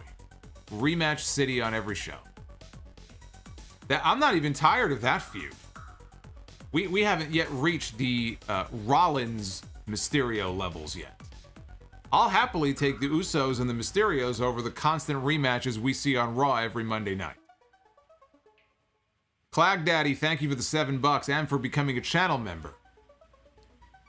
Demonte24 will be at the Allegiant Stadium on Saturday. The top 3 SmackDown matches are carrying this card along with RK Bro. Can't wait to be an all-out C Nation member on Saturday. And cheers to Thomas. Is it Thomas or Tomas in the chat? Let me know. I always feel like I'm saying his name wrong. Cameron Spencer, would you rather have Rikishi stinkface you or have Walter chop you in the Adam's apple? Thanks for answering my Adam's apple question. Didn't I answer this question already? I don't know. I'd rather have Rikishi stinkface Walter and leave me the fuck alone. Dried chicken without flavor. Karrion Kross, Walter White to Scarlett, Skyler, before facing Samoa Joe. I am not in danger, Scarlett. I am the danger. I am the one who knocks. So dried chicken coming in with the Breaking Bad reference. Samoan Fan 101. Goldberg beats Lashley for the title and then steals the Money in the Bank briefcase and cashes in on Roman and beats Reigns to win the Universal title. I put a curse on you for even floating that idea, Samoan Fan. Why would you do that? You never know who's watching these streams. Do not give them any ideas, please. EJ Slemp, I'm going to Rampage tomorrow night. The United Center is my favorite Chicago arena, and I thought I would never see a wrestling show there. Well, have fun. And when the show is over, drop a message and let me know how the live experience was. I think it's going to be a lot of fun being in that building. I'm actually jealous of S.E. Scoops is going to be going to the United Center. He's going to be en route to Chicago early tomorrow. He's headed to the show. I'm jealous. Lakers Pats, are you going to pull a Flair on the New York City trains? How do you know I haven't? Flamethrower fly. I'm not pulling anything on the New York City train. I haven't ridden a New York City train in 18 months, and if I never ride one again, it would be a day too soon. If it were up to me, I would never ride the fucking train again. Flamethrower Fluff Salisbury. Probably my second favorite super chat name behind Bret Hart. I don't know if Bret Hart is joining us tonight. Sasha and Bianca were not feeling like themselves. They each ate a Snickers and they are fine now. Well, there you go. There's the update. Flamethrower coming in with the news. EJ, if WWE does not want to run cold weather cities with roofs like Vancouver, Indy, and Minneapolis for WrestleMania, will they consider them for SummerSlam? I think they would consider almost any large venue. I don't know that there's really any venue for them that's off limits. For WrestleMania, it's more about bidding. If the city bids on the show and gives them certain perks. But for SummerSlam, I don't believe there's a bidding process. Joseph Brooks, if Brock Lesnar had the best rookie year in WWE history, which wrestler had the best final year in WWE history? Oh, I have no idea. You'd have to give me time to think about that. Final year? I don't even know. You stumped me. I don't know. I don't have a good answer for you. Jermaine Presley, I could see John Cena winning the title from Roman at SummerSlam due to outside interference and then have Cena drop the belt in a fatal four-way at Madison Square Garden. You could. I don't think you have to, though. Luis with the $10 super chat. I can see Ric Flair wrestling matches for championship wrestling from Hollywood. Boy, you are the biggest championship wrestling from... They should make you the general manager. You know that? He is a loyal, dedicated fan. Every super chat I think he has ever sent, and even when he would call in, he always is sure to mention championship wrestling from Hollywood, which I'm willing to bet that 99% of the people who are in this chat right now... How many people we have in the chat right now? I am willing to bet that the majority of the, what is it, 800 or 900 we have right now, have probably never even seen an episode of Championship Wrestling from Hollywood. They have no idea what you're talking about, Luis. He says, just pay attention to those Car Shield commercials. No coincidence that David Marquez is in those commercials as well. Well, so is Eli Drake, LA Knight. I don't know exactly what point you're trying to make, but Luis, I love you. Thank you for the super chat. Jermaine again, I think Roman and The Rock will turn into Roman and Jay against Rock and Jimmy at WrestleMania to protect Rock from injury. Well, if that's the case, then you got to come up with a different main event, because that ain't no WrestleMania main event. I'm sorry. That's not a WrestleMania main event. The WrestleMania main event, you'd have to come up with a damn good tag match to convince me that a tag team match should headline WrestleMania. I believe that it always, well, maybe not. There might be certain situations I would make an exception, but for me, it's one-on-one. You always want a good one-on-one singles match in the main event of WrestleMania. Rock and an Uso against Roman and an Uso is not a WrestleMania main event. JR the Hunter, in my opinion, they will send Becky to SmackDown to help turn Rollins babyface to soon feud him with Reigns. Imagine the heat Roman would get from disrespecting Becky. I don't think Seth and Becky want to work together again after that debacle last time and the way it was received. He was asked about that recently and he sounded very cold to that idea. I'm all for a Rollins babyface turn at some point. I think that might be the only thing to really get me interested in him again. I don't think you need Becky to get there, though. Jose Leanos, pretty hammered right now, but dropping in to say thanks for all the hard work. Looks like you've had one too many Solomonster screwdrivers like I was having last night. I might have to bust that out again tomorrow night for Rampage. Nick Grasso, do you think if the Seth Edge feud continues that Beth and Becky will join for a mixed tag? I don't know that Seth and Becky really want to work together on screen again. I think they have a sour taste in their mouth from last time. It's just the sense I get from, listening to Rollins speak about it. They got a lot of shit for that. And it didn't do either of them any good. If anything, it made Seth less popular, frankly. It actually did the opposite for him. Didn't really hurt Becky, but it hurt him. Clag Daddy, Punk is cool and all, but when are we getting the real return everybody wants? The return of the Swiss Solomonster. Well, unfortunately, Swiss Solomonster, he's trapped overseas due to COVID. He cannot travel here. He is in a protective bubble right now. He is not available, but perhaps at some point we will try to get him back on the show. I think the last time he appeared on the podcast was episode 2 something, right? 256 or something like that. It's been a long time for my Swiss cousin. MBD in the chat says, "Are you okay, bud? You look awfully thin." No, well, you are the third person to make a comment like that. I am fine. Well, relatively. There might be a couple of screws loose up there. No, I've lost weight, so that's why I might look a little bit different than I did a few months ago.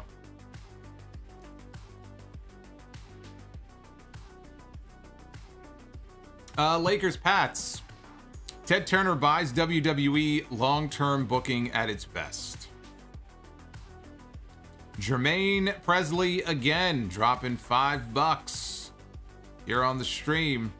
Sasha needs to win the title from Bianca to open up the SmackDown women's division to all of the baby faces and the lack of female heels on that brand. Cameron Spencer, have you ever considered taking time off to rest? No, I probably should. I need a vacation is what I need, but I'm not going nowhere. I'm not flying anywhere anytime soon. So vacation will have to wait. I'm pretty bummed too because there were 2 cruises I was supposed to go on this year. One was the Jericho cruise. that was going to be kind of, I used to go with a bunch of friends to WrestleMania every year. And WrestleMania just got to the point where it was like, this is just fucking ridiculous. I mean, these shows are so ridiculously long, I don't want to do it anymore. So we did that Jericho cruise last year, right when COVID was first hitting. And I saw so many people. I met some of you guys on the cruise. They had music and wrestling on the boat, and I had never been on one before. A cruise, not a boat. And it was a lot of fun, and I thought maybe we would make that our annual thing, and then this COVID shit hit. And so we were going to do it again this year, and then I had a family member was celebrating a 50th birthday, and they were going to do a cruise. I said, oh, great, okay, 2 cruises in 1 year. I'm trying to figure out in my head, all right, how much is this going to be? But it would have been fun, and I ended up not doing either one of them, and as far as a vacation, who the hell knows? You know what part of the problem is? There's been so much news going on. There's just been so much going on that I can't imagine even taking a week off. Because you know what would happen? I would take a week off, and then some big name would die, or the company would be sold, or there'd be some big surprise return, or something would happen that would just kind of have me back the very next day, and then so much for my time off. So maybe if things died down a little bit in the fall, but no, you guys got me every week. You guys can depend on me. You know that. I'm not going anywhere. Marcus the Entertainer. MJF really impressed me last night. Looked really polished and in good shape. Him against Punk or Bryan is something I would like to see. I don't think MJF gets enough credit for just his wrestling.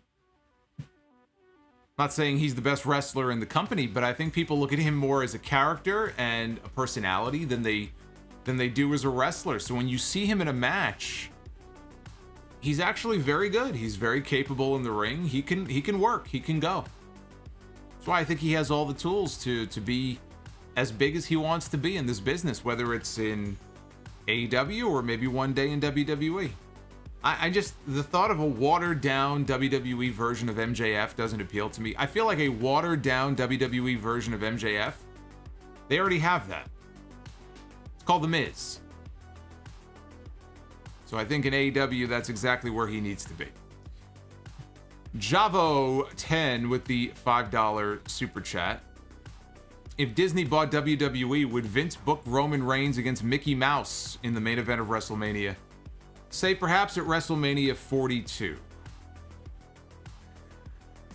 I don't know that Disney would necessarily want to associate itself with, or would associate Mickey Mouse with WWE and sully the good name of Mickey Mouse. Paul Heyman. If Moose went to WWE, could you see Vince McMahon taking one look at Moose and having to excuse himself to the little boys' room to calm down that boner?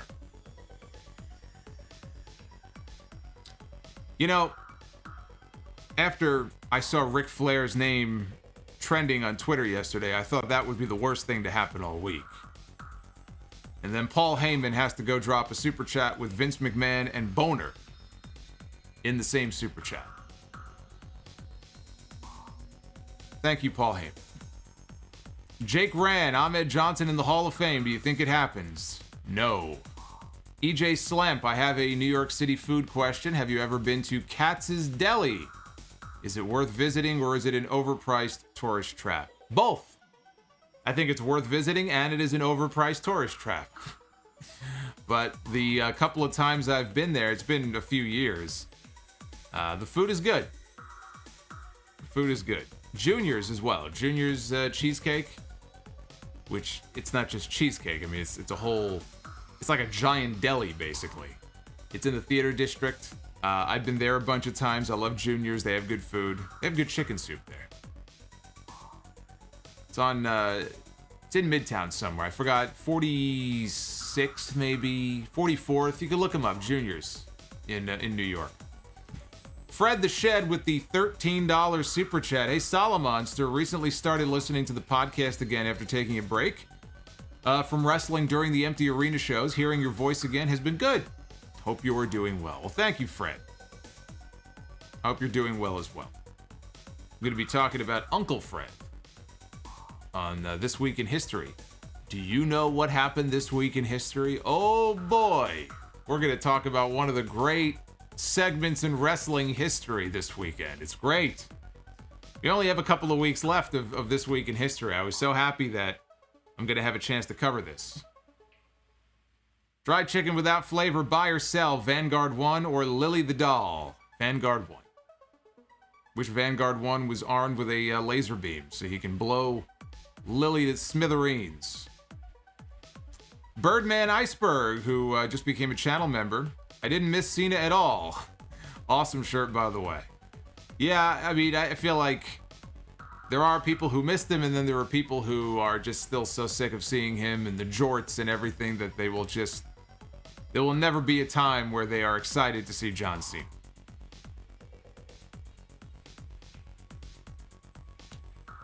Clag Daddy, episode 254, was his glorious debut of Swiss Solomon. I was only off by 2 episodes, and that was off the top of my head. That's not bad.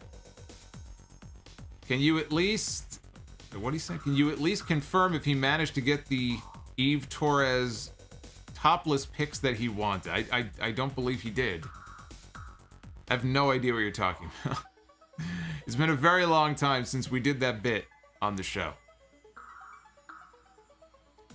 Luis, again, not wrestling related, but do you see a 4th stimulus check coming our way?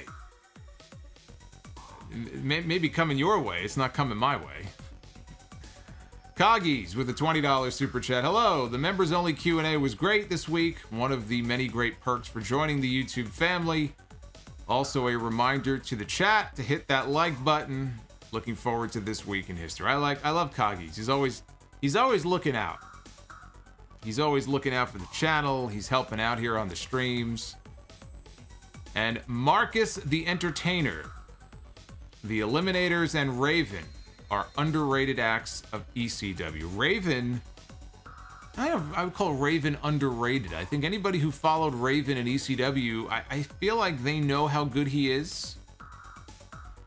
Certainly when he came to, WWE, they didn't know what the fuck to do with him. They could have done a lot more with Raven in WWE than they did. But, then again, you could say that about a lot of guys. You could say that about a lot of the ECW guys they brought in. You could say that about Taz. That's hardly something that's contained only to Raven. But Raven, I don't know. I would call him underrated. I think he gets a lot of credit for being, really good during that ECW period. Quizzical One of our mods in the chat says he just joined during this stream. Sorry it took as long as it did. That's okay.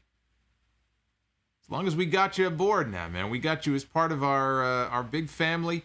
I said this on the stream last night. It is one of the perks of channel membership. I finally opened a Sound of Discord a few months ago, so it's still pretty quiet in there. It's limited only to the YouTube channel members right now. You are going to need a link, though. So if you are a channel member, drop me a message. And just let me know what name you're a member under. And I will get you a link so we can get you into the exclusive Discord. And I'm always thinking of other new things to add for you guys. We'll do more Q&As. There's more retro audio going up. Got a lot of fun stuff. So I can't thank you enough. All the guys and girls who have joined this week. We've had a crush of new members. I had a goal that I wanted to meet by the end of this weekend, and we've already met it. And we're not even at the weekend yet, so that put a smile on my face.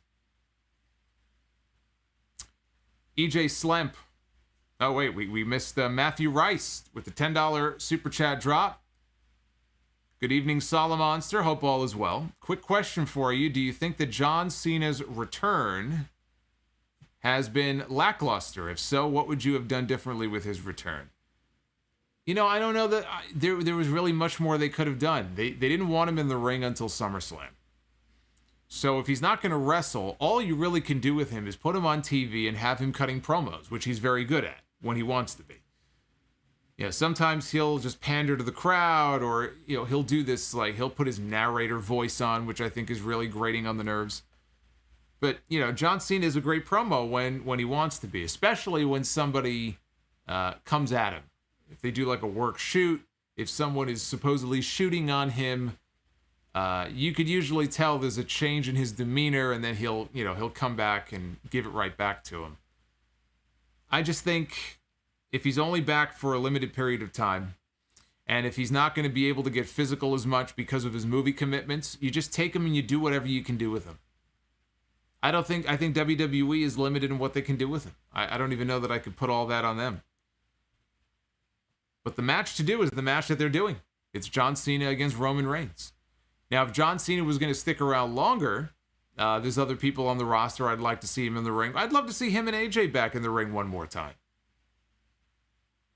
I think him in the ring against Samoa Joe, unfortunately, is a match we never got to see, which I think is a fucking disgrace. And now Joe is in NXT, so I'm sure it's probably never going to happen.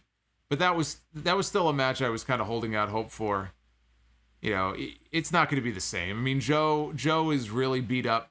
Cena's older. It's not the kind of match they could have had, even 5 years ago.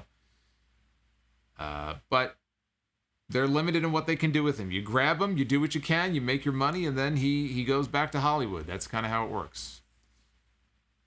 EJ, was the last time you missed a show during your trip to Colombia? I'm planning on going there and some other South American countries in 2023. Yeah, probably. I'm trying to think when that last time would have been that I missed a show. I don't even know that I missed a show then. I thought I did a show a few days earlier before I left. Then I got hurt. That's when I hurt my leg, and I was all laid up here at home, but I don't think I missed a show after that. That was 2018. I think I missed a show a few months before that. I think I missed a show after my mom passed away, but then I was right back at it the following week. Before that, I think it was a few years since I had missed a show. It might have been like 8 years or something like that. I don't miss shows. If I were a wrestler, the promoters would love me because I don't miss my shots. If I have a shot to make, I'm going to make that shot. I would be the reliable, dependable one that probably would be safe from the cut list because at least they can rely on me and they can trust me. That would be me. I'd be like a good utility player off the bench. I'd keep my mouth shut. I would make them just forget that I'm even employed so that way I can stay, collect the paycheck, have the catering, like so many other guys have done in that company. And it's like, oh, we forgot that you were still working for us. You're fired, says Nick Khan as he walks off. Paul Heyman.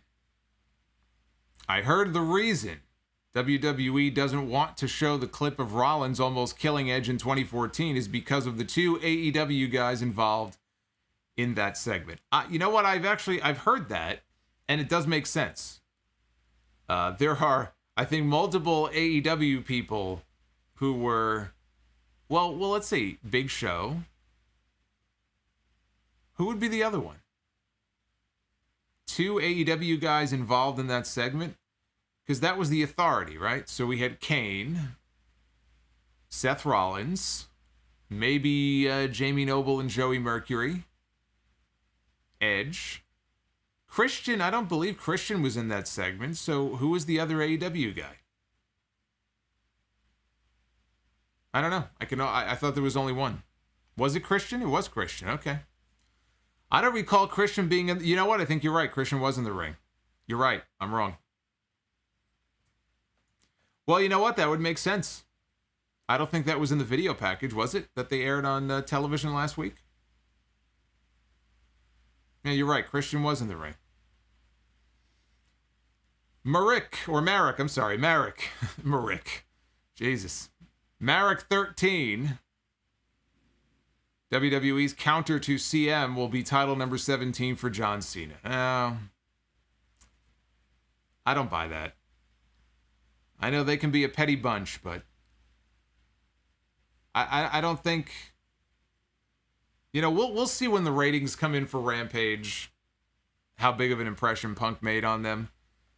I don't see them doing any kind of counter-programming to Punk this weekend to try to get people to talk about other stuff. I don't buy that. I think if they wanted, I said this last night, if they wanted CM Punk, they could have had him. I think that they could have gone on bended knee to CM Punk a long time ago to make amends and say, look, we'd love to have you back. And they could have worked something out. If they thought that they could make money with Punk and they really wanted him and they wanted to, bring him back into the family, they would have done it. Obviously, they didn't want to work with him. He didn't want to work with them.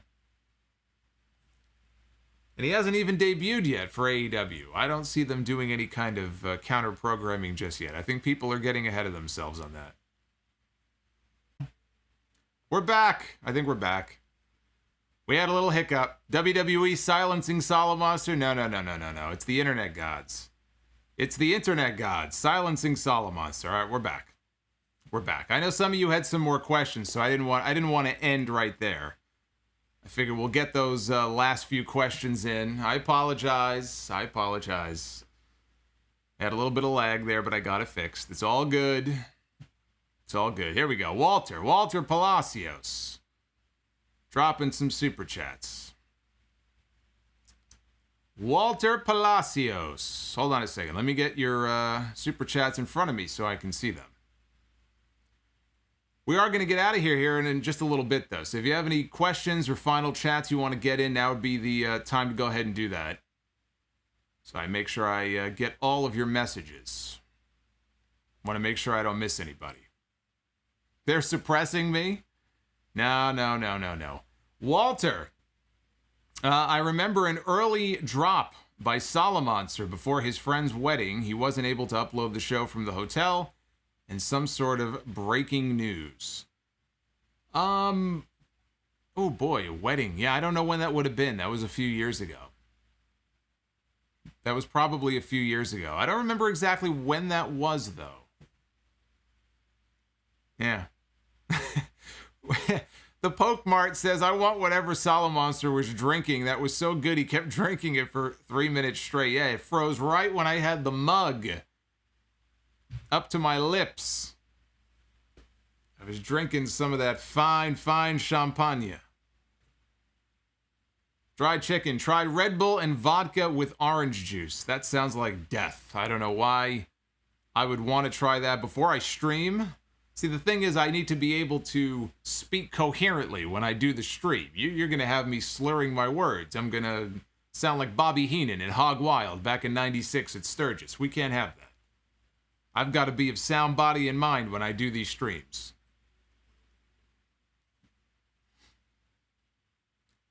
Marcus the Entertainer, the Bayley-Eva Marie feud in NXT was actually good. You know what? I will agree with you on that. That was because Triple H knew what he was doing. And he booked the Eva Marie stuff at that point very smartly because he knew what he was doing when they were in front of that Full Sail crowd. And actually, I remember that Bayley-Eva Marie match. Not that Eva Marie was a great in-ring worker, but I remember that match actually being enjoyable because the fans truly believed that they were going to have her go over Bayley. And so they were hanging on to every near fall and every spot and every big move. So Triple H handled that in a very smart way. I do remember that, though, now that you bring it up.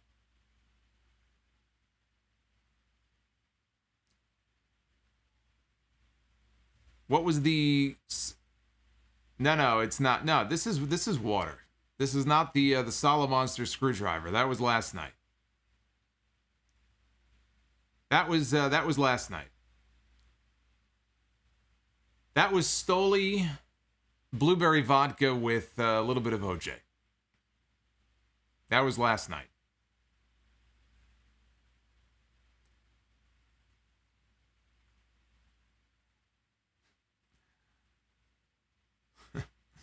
Two Solomonsters, 1 cup. Will you go to Survivor Series in Brooklyn in November? Probably not. I have to be here to stream. It's hard for me to go live on YouTube if I'm at the building trying to get out. C-Lab 4421. Missed most of the stream, but I'm here now. You're here now. We're about to leave. We've been here almost a full 2 hours. I'm about to get out of here, and you're just joining us. Well, C-Lab, you're going to have a whole stream to go back and watch, because I just ran down all my predictions for SummerSlam. So you're going to have to go back and check out everything that you missed.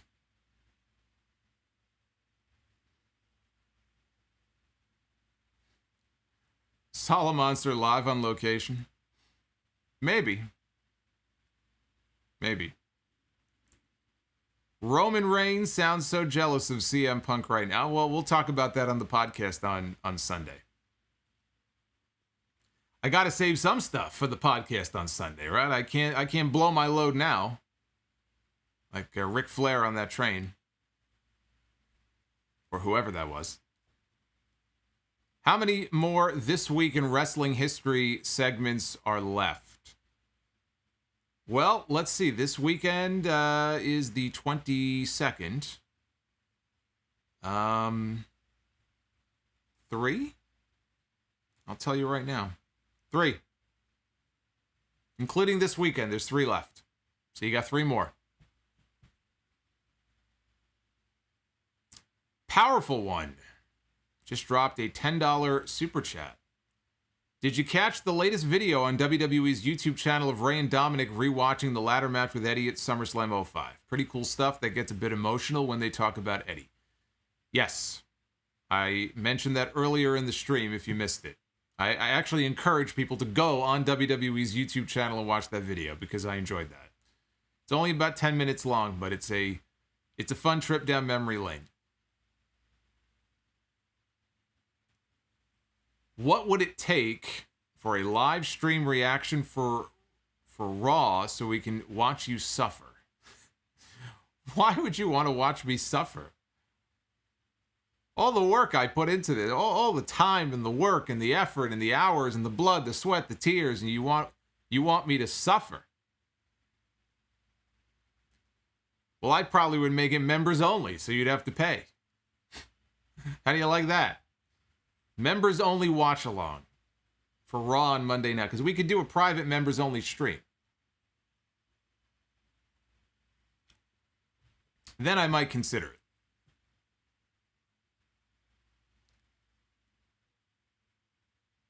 Frost says, I hope you cover Vince Russo winning the WCW title on the history segment. Well, it depends when it is. I haven't gone through all the events this week in history. I'm way behind. So if it happened this week, I will probably get to it, but I am rapidly running out of time, unfortunately. Got a lot of work to do. Lakers Pat says OnlyFans. Well, I don't know if you saw the news today, but OnlyFans is cutting down on the sexually explicit content. So what's the point? What's the point of doing a Solomonster OnlyFans if you can't have fun? What were your thoughts on TNA messing up Monty Brown?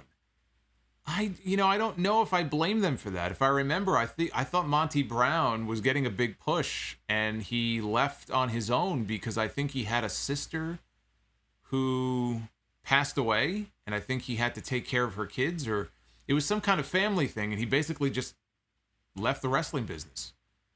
He could have been a lot bigger than he was, though. I don't know that I blame TNA for that, though. They seem to be pushing him pretty hard before he left.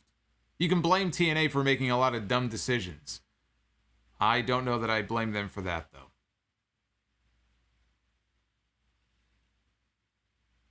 Oh, they turned him heel. Well, that does sound pretty dumb. But he could have survived it and come back and still been a big name. But I do believe that's why he left the wrestling business.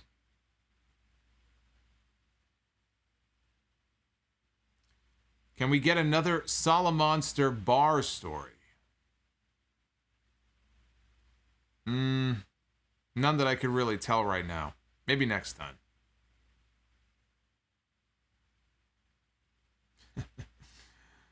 Oh, sure people still want to see your scrawny frame. Look at all these insults. My God, I'm taking this personally. All these insults that are being hurled my way tonight.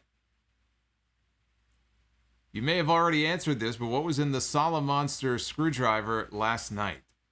Stoli blueberry vodka, that I forgot that I had. So I dug that out with some OJ. That's it. That's all it was. Hey, Michael Jensen just became a Sound Off superstar. Thanks for becoming a member, brother. Welcome to the party. Happy to have you. Stay for a while. What are those two belts on your wall, Solomonster? Well, the one on the far right that you see right there, that is the Big Eagle, the Attitude Era Big Eagle belt that Austin and Rock held during the Attitude Era. And this one right here, right next to it is the classic Winged Eagle, which is the best championship belt the WWE ever had. That's the one that I grew up on. That's the one that Hogan had, and Savage, and Bret Hart, and Shawn Michaels. Austin had it for a day. That was a gift. This one right here. This on the far right I got, that goes back to when I was in college. When they first started making replica belts that looked like real replica belts, I jumped on it. So I got that probably 20 years ago. In fact, I think it was 20 years ago this year. I've had this belt for 20 years. I had it re-leathered many years ago, so it actually looks more genuine now. And I had the center plate in the middle curved, which is the way it should be. It should never be flat. This one is flat, unfortunately. I tried to have somebody curve it, and he kind of chickened out and said that he was afraid he might break it. But that is genuine leather. But that one on the left was a gift from a listener. Shout out to Matt. If he's watching this or if he listens on the download, I love Matt. One of the best gifts I've ever been given. I always said one day when I could afford it, I would have the Winged Eagle, and then I ended up getting it as a gift. It's a hell of a gift to get. Of course, I also have the Solomonster Championship, which is not on display just because I don't have room over there for it, but it's not too far away from me. That was also a very nice gift to get. Is it made of metal or plastic? This is I guess metal. I mean, this is the real deal right here. The plates aren't quite as thick as the TV belts. I think those are 4 millimeters thick. These are 2. But otherwise, it's the closest thing to the real deal that you can... I mean, these things are heavy. Even the Solomonster belt that I got. It's about 9.5 pounds. These are heavy belts. Swake Mason just dropped $5. No message. Just wanted to show some support for the channel.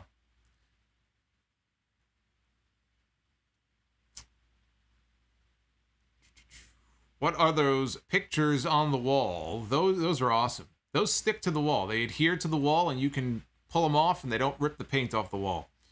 You can mix them. You can put them somewhere else if you want. They're called Mix Tiles. It's not a website. It's an app. I love it.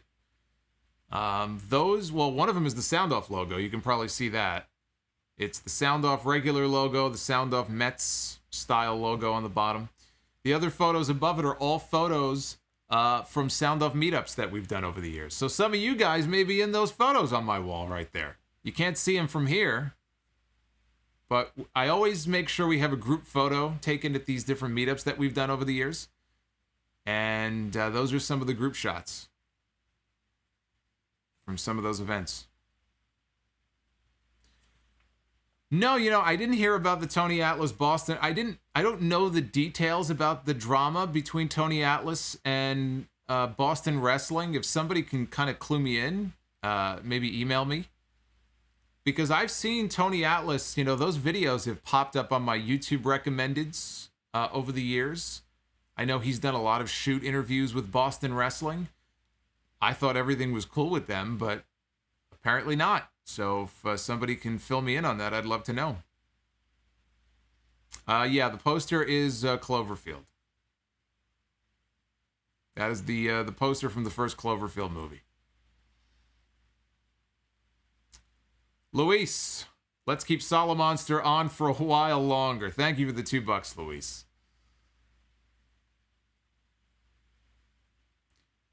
Do I think Adam Cole will show up on Raw or Dynamite next week? Or maybe take some time off? Yeah, I don't know that we're going to see him on immediately on either show. I don't, honestly, again, my own gut feeling, I feel like he's not going anywhere. I think he's going to buy into the hype and, the belief that one day he'll be a big star for Vince McMahon, and maybe he will be. Maybe he'll prove everybody wrong, but I fear for his future if he stays in that company, and I don't think he's going anywhere. I feel like Adam Cole is going to stay right where he is. I'd love to be wrong on that, though. Marcus the Entertainer, favorite CM Punk match? Oh, probably Money in the Bank 2011 against John Cena. Great match. Love the atmosphere in Chicago for that match. One of the reasons why I'm looking forward to the show tomorrow night. Just the whole atmosphere in Chicago. But Punk and Cena, Money in the Bank 2011. And then number 2 might just be Punk and Brock Lesnar. No holds barred. SummerSlam 2013. That was my pick. I believe that was my pick for Match of the Year in 2013 on the podcast. King Bling. New perk idea, Solomonster backstage, where you give members an inside look at you preparing for a show or a post-show review, segments and an inside look. I would definitely consider that. That is not a bad idea. Always open to new ideas. Don't ever feel like you can't make a suggestion. C-Lab, I think I almost missed C-Lab. Will listen to the stream tomorrow at work. I just wanted to catch you live. Been enjoying the podcast since 2015. C-Lab, thank you very much. This will be up in the archives for you tomorrow, and I'm going to try to get the audio pushed out to the feed as well by mid-morning tomorrow. Fawaz. Hi, Jason. Keep it up. The sign is getting prepared. Ah, the sign, yes. Only he and I know what he means by that. I will watch for the sign. Like Ace of Base. See how many of you get that reference. Fred the Shed, buy or sell, AEW or Lucha Underground? Man, oh, you put me on the spot, huh? 2 totally different types of shows. Lucha Underground was really was a television show that was sort of wrapped in the cloak of wrestling with all the sci-fi elements mixed into it. I really enjoyed Lucha Underground. I'm still bummed it never got a proper ending. But I'd have to go AEW. It's great to have a competing company that puts on a product that you can enjoy on TV. SmackDown has hit or miss weeks. Raw is consistently shit. And I cannot remember the last time I actually looked forward to sitting down and watching Monday Night Raw. It makes me sad. It really does, because it's a fall from grace for a show that used to be must-see appointment television, I think, for a lot of us. AEW lately, with everything that's been going on, it's been a lot of fun to watch, but it's been a lot of fun to cover as well, like as a content creator. So at the moment, I would have to buy on AEW. AEW is far bigger than Lucha Underground ever was. Marek, roommate is new to wrestling and never has seen a Punk match. What are some of his best matches that you would recommend to show to a wrestling newbie? Well, I just mentioned 2 of them. John Cena, CM Punk, Money in the Bank 2011. Brock Lesnar, CM Punk, SummerSlam 2013. Make sure you watch CM Punk against Daniel Bryan at the Over the Limit pay-per-view in May of 2012 for the WWE title. I love that match.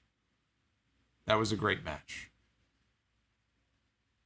CM Punk and The Undertaker had the best match on WrestleMania 29. So I would say Punk and Undertaker that year is another one. Boy, I'm trying to think. It's been so long since I've thought about best CM Punk matches. Those would be the main ones off the top of my head. I'm sure if I had time, I could think of a few other recommendations to throw out there to you. But those are the ones that stand out. You watch those, kind of wet your beak with that. I think you show that to somebody, you show that to your roommate, I think they'll enjoy that. Yeah, Punk and Jericho at Extreme Rules in 2012 was another one. That's right. Punk and, not their WrestleMania match. I was there for that. Their match the following month, April of 2012. CM Punk against Chris Jericho. That was very good. King Bling, why don't you do live reactions? Easier or harder? I feel like it would be harder. I just feel like there would be a lot of dead air. I mean, is there really an appeal in watching? Because I can't play any of the audio. I can't show any of the video on the stream. You know, I don't know.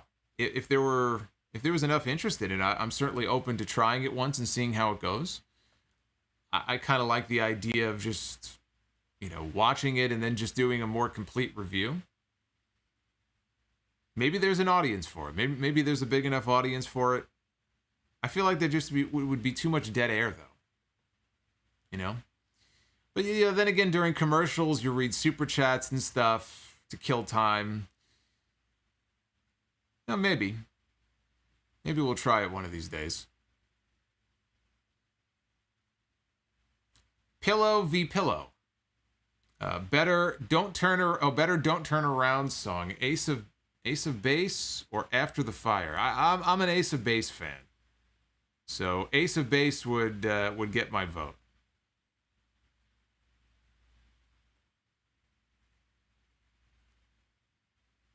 Coggies. If Punk really shows up tomorrow, what is your prediction for how? I feel like an oh my god reveal at the end in response to someone making an open challenge. Well, we talked about this on the Dynamite stream last night, which I think you were there, but if you weren't, they announced that Daniel Garcia is going to be wrestling Jon Moxley in the main event tomorrow night. And that got me a little curious because it's a great spot for a young kid like Daniel Garcia to be in, but you know, why is that the main event of the show? Right? Unless they have something big planned. Daniel Garcia in 2.0 were attacking Sting and Darby Allin last night. Darby Allin is the one who has been dropping these hints of best in the world. I want the best in the world. I want to be the best in the world. So I could see a scenario where there's a lot of interference at the end of that match. 2.0 gets involved. You know, I don't know if Eddie Kingston is there, if he'll come out to try to help out Moxley. But here comes Darby Allin, and again, maybe there's just a whole bunch of people who are out there, and there's just a big beatdown going on where all the baby faces are just being overwhelmed. And then you've got an entire building, 14,000 people chanting CM Punk's name, and then boom, his music hits. He takes his time coming out, soaks up the reaction, gets in there, joins with the baby faces, starts the Darby to tease a match it all out. That's one idea. The other idea is that if Chris Jericho is done for a while, because he lost clean basically to MJF last night, there really is no need to rematch them at all out. And I hope to God that he's not on commentary again tomorrow night. Can you imagine Chris Jericho back on commentary tomorrow night after he was yelling and screaming and talking over everybody last week? Punk comes out. This is CM Punk's big return, and all you hear is Jericho shouting. When Punk comes out, I'm kind of hoping the announcers lay out. If it's a simple like introduction where he just walks out, I don't want to hear Excalibur going, "It's CM Punk," and doing, you know, his weird enunciations of words that he does. You know, Punk with a tope suicida. You know, like shut the fuck up and just let the moment breathe. Chris Jericho didn't even take a breath for some of the matches last week. Chris Jericho shouldn't be on the show tomorrow night. I'm hoping the loss to MJF is the last we see of him for a while. I think if anybody could benefit from going away for a while and then coming back, it's Chris Jericho. But what I was getting at is that MJF now would have no opponent for All Out. So maybe these Darby teases, it's not a Darby Punk match, but maybe Darby wants to, you know, confront the best in the world. MJF comes out. You're looking at him. I just beat Chris Jericho on Wednesday. I'm the best in the world. And then that leads to CM Punk arriving. And maybe the match is Punk and MJF. So I see it as one of those two scenarios. I'd rather it be Punk and Darby. I think that's just a cool babyface against babyface attraction that they could do it All Out. Darby isn't hurt if he loses. Punk and MJF is a program. that really should go on for an extended period of time. I don't know that I would rush right into that. You're going to have plenty of time. I don't know how long of a contract he signed. I'm sure he's not in just for a few matches. Punk and MJF is a program that you can make money on. And if they go to All Out, Punk's going to win. Punk can't lose in that first match in 2 weeks if he's going to wrestle on that show.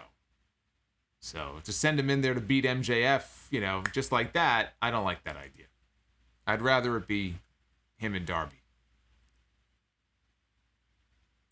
Tony Khan said there is a major announcement on Rampage tomorrow on Twitter. I assume that is the whatever the Punk match is. I mean, that seems to me that would be the major announcement. IG the King. Thank you for the $1.99. Top 5 best SummerSlam matches of the last decade. Well, I can't sit here and do a rank list on the spot like that because I'm sure I'm going to leave out stuff. But in the last decade, some of my favorite SummerSlam matches in no particular order would be the two main events from 2013. Punk and Lesnar, Cena and Bryan, both great fucking 5-star matches. Lesnar and Cena, where Cena got annihilated by Lesnar. I loved it. That was from 2014. That's on my list. Trying to think. 2016. John Cena and AJ Styles. I was at that show. Great match. AJ beat Cena clean in the middle of the ring. Great match. One of the best SummerSlam matches. Not just in the last decade. One of the best SummerSlam matches, period. Was John Cena and AJ Styles from 2016. I'm trying to think what else I might be missing here. Charlotte and Trish had a really good match in 2019. I don't know if I would say best SummerSlam matches. They had a pretty good match. It's sad. I can't even remember what the matches were last year at SummerSlam. What was the main event last year at SummerSlam? It was Drew and Randy Orton, and what was the other one? Oh, it was The Fiend and Bray Wyatt. That's right. And Roman Reigns returned. Yeah, no, we're not counting any of those. Evan Watson, thanks for recommending the Bret Owen 94 cage match from SummerSlam.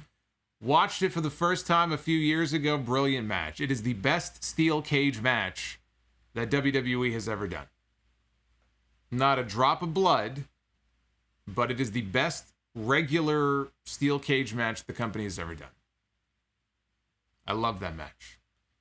And I cringe every time I see that great superplex spot where Bret suplexes Owen from the top of the cage, and it's these old school WWF rings that don't have any give to them at all. So when he lands on the mat doesn't move. Like, he doesn't bounce. It's like he lands on concrete. So that makes it even more devastating to watch than a superplex today, which I'm sure doesn't feel great. Although guys now, they pop right up from superplexes and they go into the Falcon Arrows, and it's like, dude, you just got superplexed. At least, pretend to sell the move. But those rings, they all talk about how they were like concrete. They didn't move. And it wasn't until Vince McMahon, as the story goes, it wasn't until 98 or 99 when Vince McMahon started wrestling and started taking bumps. He's like, holy shit, this ring hurts. It's like, no shit. All of a sudden, the rings got softer.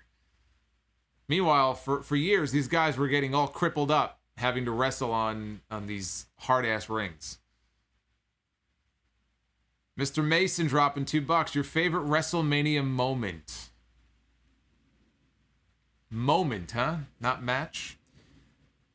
I am very, very partial to the Macho Man Elizabeth reunion at the end of Savage's match at WrestleMania 7. I'm man enough to admit I always get a little emotional when I watch that back, even to this very day. That is a great, great moment. If you grew up on Macho Man and Miss Elizabeth, you don't get no better than that. As far as moments go, that would be pretty high up there. That might be it.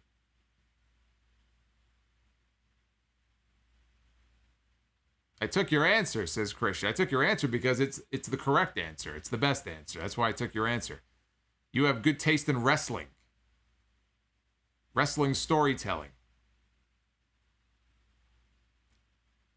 Paul Heyman says, if only Adam Cole had the size of a carrying cross. Thank you, Road Dogg.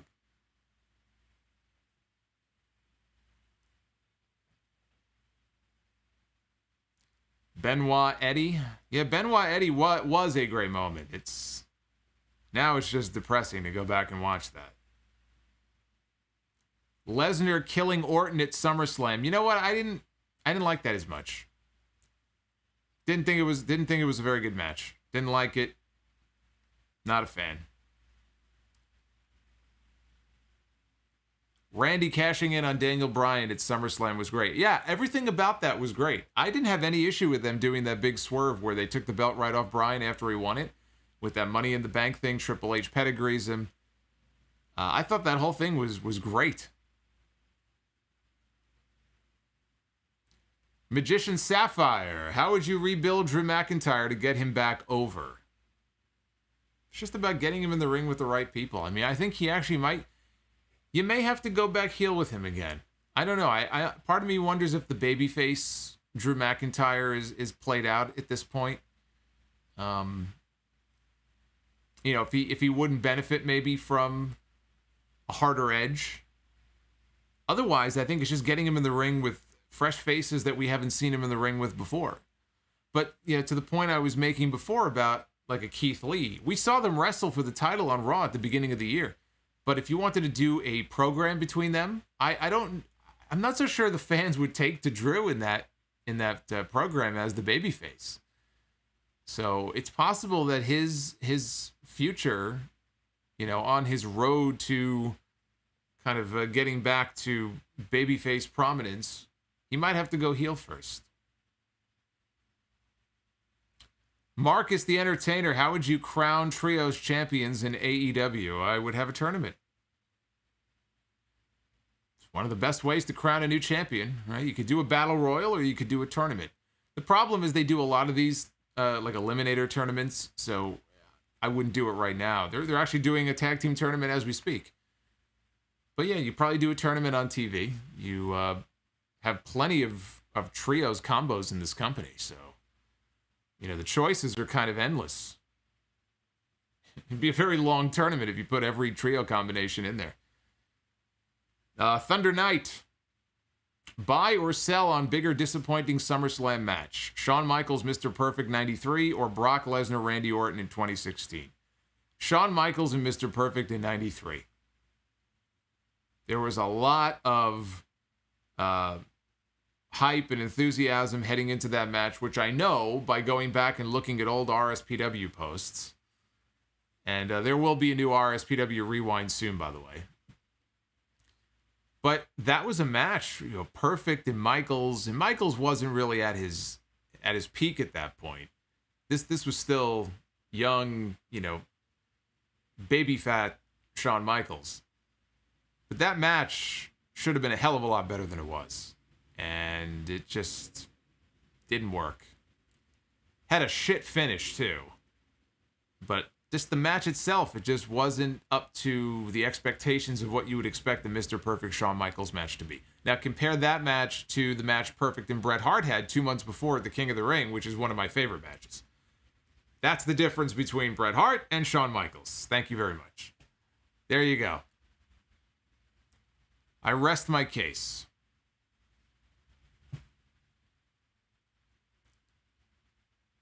Oh, somebody in the chat says they could do a Drew and Jinder beheading at the next Saudi Arabia show. They may as well. I mean, they keep doing stuff with this stupid sword. I mean, either it's leading to a beheading or just get rid of the frickin' thing. I mean, what's the point of it? It's just ridiculous at this point.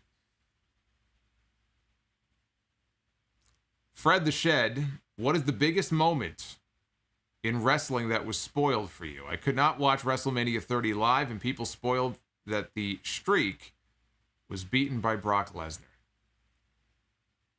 Well, I think I've told the story before about how I knew who was going to win the 1992 Royal Rumble before it happened. I was still in school at the time. And I'll tell it really quickly, but on the at recess, go downstairs, and there's a phone booth. For all you young kids out there used to be a thing called a phone booth. You had to go to a payphone and actually put money in the phone to make a call. So there was a phone booth in the lobby, and a bunch of the kids in my class were like piled into this phone booth. I mean, it was like overflowing with people. And I naturally was curious, so I went over to find out what they were doing, and I come to find out they had called a wrestling hotline. This is back in 92. They called a wrestling hotline, and I remember Keith Shat was his name. And he puts the phone down. He goes, Ric Flair is going to win the Royal Rumble. And they're all like buzzing about it. And I'm like, interesting. So I go to my grandfather's house to watch the pay-per-view that weekend. And he asked me, who's going to win? Who's going to win the match? I go, Ric Flair. He's like, no, Hogan's going to win. And I think my father thought like Savage or Hogan or somebody. So when Flair won, I felt like the smartest guy in the room.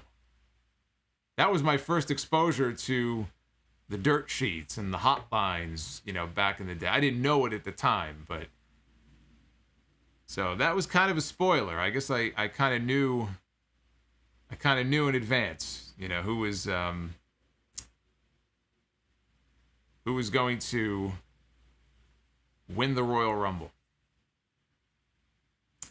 Mr. Mason says he feels bad for Marcus that Solomonster didn't respond to it. I just read his super chat. What are you talking about? I have no idea what you're talking about. I literally just read his super chat. He says, how would you crown trios champions? He didn't ask who, he asked how. And I said, a tournament.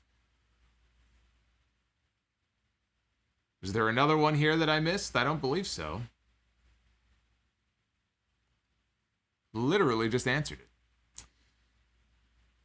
HBK C83, is Bobby Roode being misused? Would you have him as a top heel champion on either brand if you were running your own organization? No, I wouldn't. I think Bobby Roode's time has come and gone. I enjoyed his work in NXT when they had him as the champion there. I don't see him as a WWE champion or Universal champion. There are people in the company who are better than him. And I don't see him at that level. Now, could they be doing something as a single and not just him and Dolph Ziggler? Could he be kind of like old school heel Bobby Roode, but maybe as the Intercontinental Champion? Yeah, that I could see.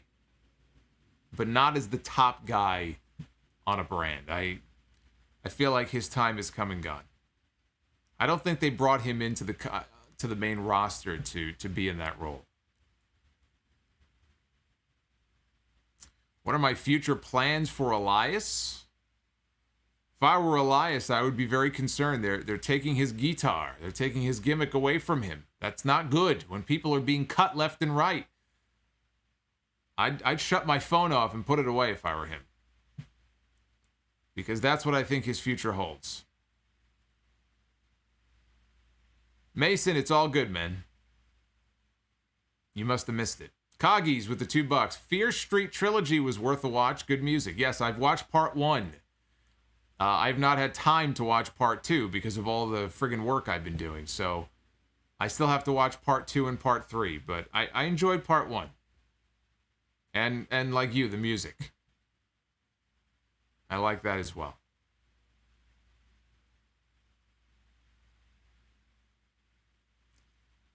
Bobby was money. I enjoyed, look, I was watching Impact at the time that he turned heel and he smashed the beer bottle over James Storm's head. And I was at a lot of those tapings when they would come to the Manhattan Center. I had gotten back into Impact for a while. They were doing good. And then they fell off, and that was it. I was pretty much done with them at that point. What is my favorite wrestling album? When they released Full Metal in 96, that was a big deal. Full Metal, the album, that was like WWF The Music Volume 1, basically. Thorn in Your Eye, We're All Together Now, Bret Hart's music, Goldust, Sid, Razor Ramon was on there, I think. That album kicked ass.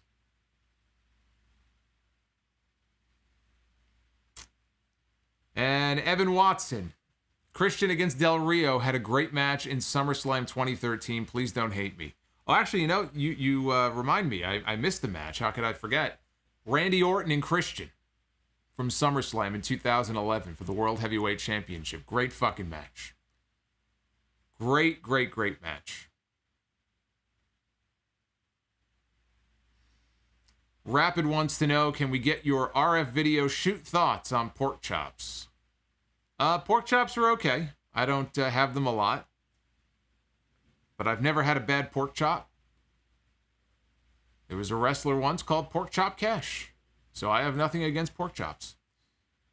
Joseph Brooks, would you make the case for Trish and Edge as the best final years in WWE, being that they both retired as champions? I mean, you could say that, but I'd have to go back and look at their body of work over that year. I mean, yeah, just because they retired as champion doesn't mean they had a great year. They would probably be in the conversation, though. And Paul Heyman, do you think Eddie Edwards could have been a bigger star if he had a WWE run? No. I cannot envision Eddie Edwards being somebody that Vince McMahon would have pushed at any high level, anywhere near the main event. I cannot envision a scenario where it plays out that way. I kind of look at Roderick Strong the same way in NXT. Very talented, but if he ever goes to the main roster, he's done. He is finished. Adam Cole has a better shot at getting over and having a meaningful role on the main roster than Roderick Strong does.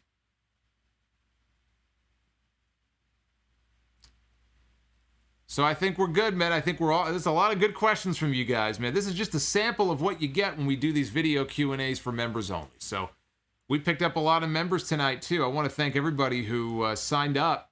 I think we picked up at least 4 or 5 tonight alone. So you guys are showing me the love, which is great, because we're only 2 streams in so far. I'm already beat, but we got 3 more to go.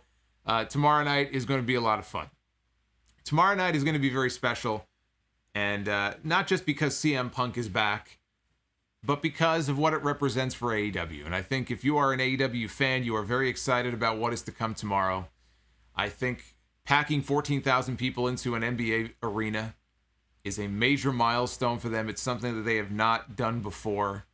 For that reason alone, I think there is reason to be excited about what the future holds, and we still haven't seen Bryan Danielson. We don't know where or when Ruby Soho, if you're a fan of her work, and her joining the women's division, maybe it All Out. If they're going to have a women's battle royal, she could be the mystery entrant. There's a lot of really fun stuff coming up. I hope you guys will join me for all of it.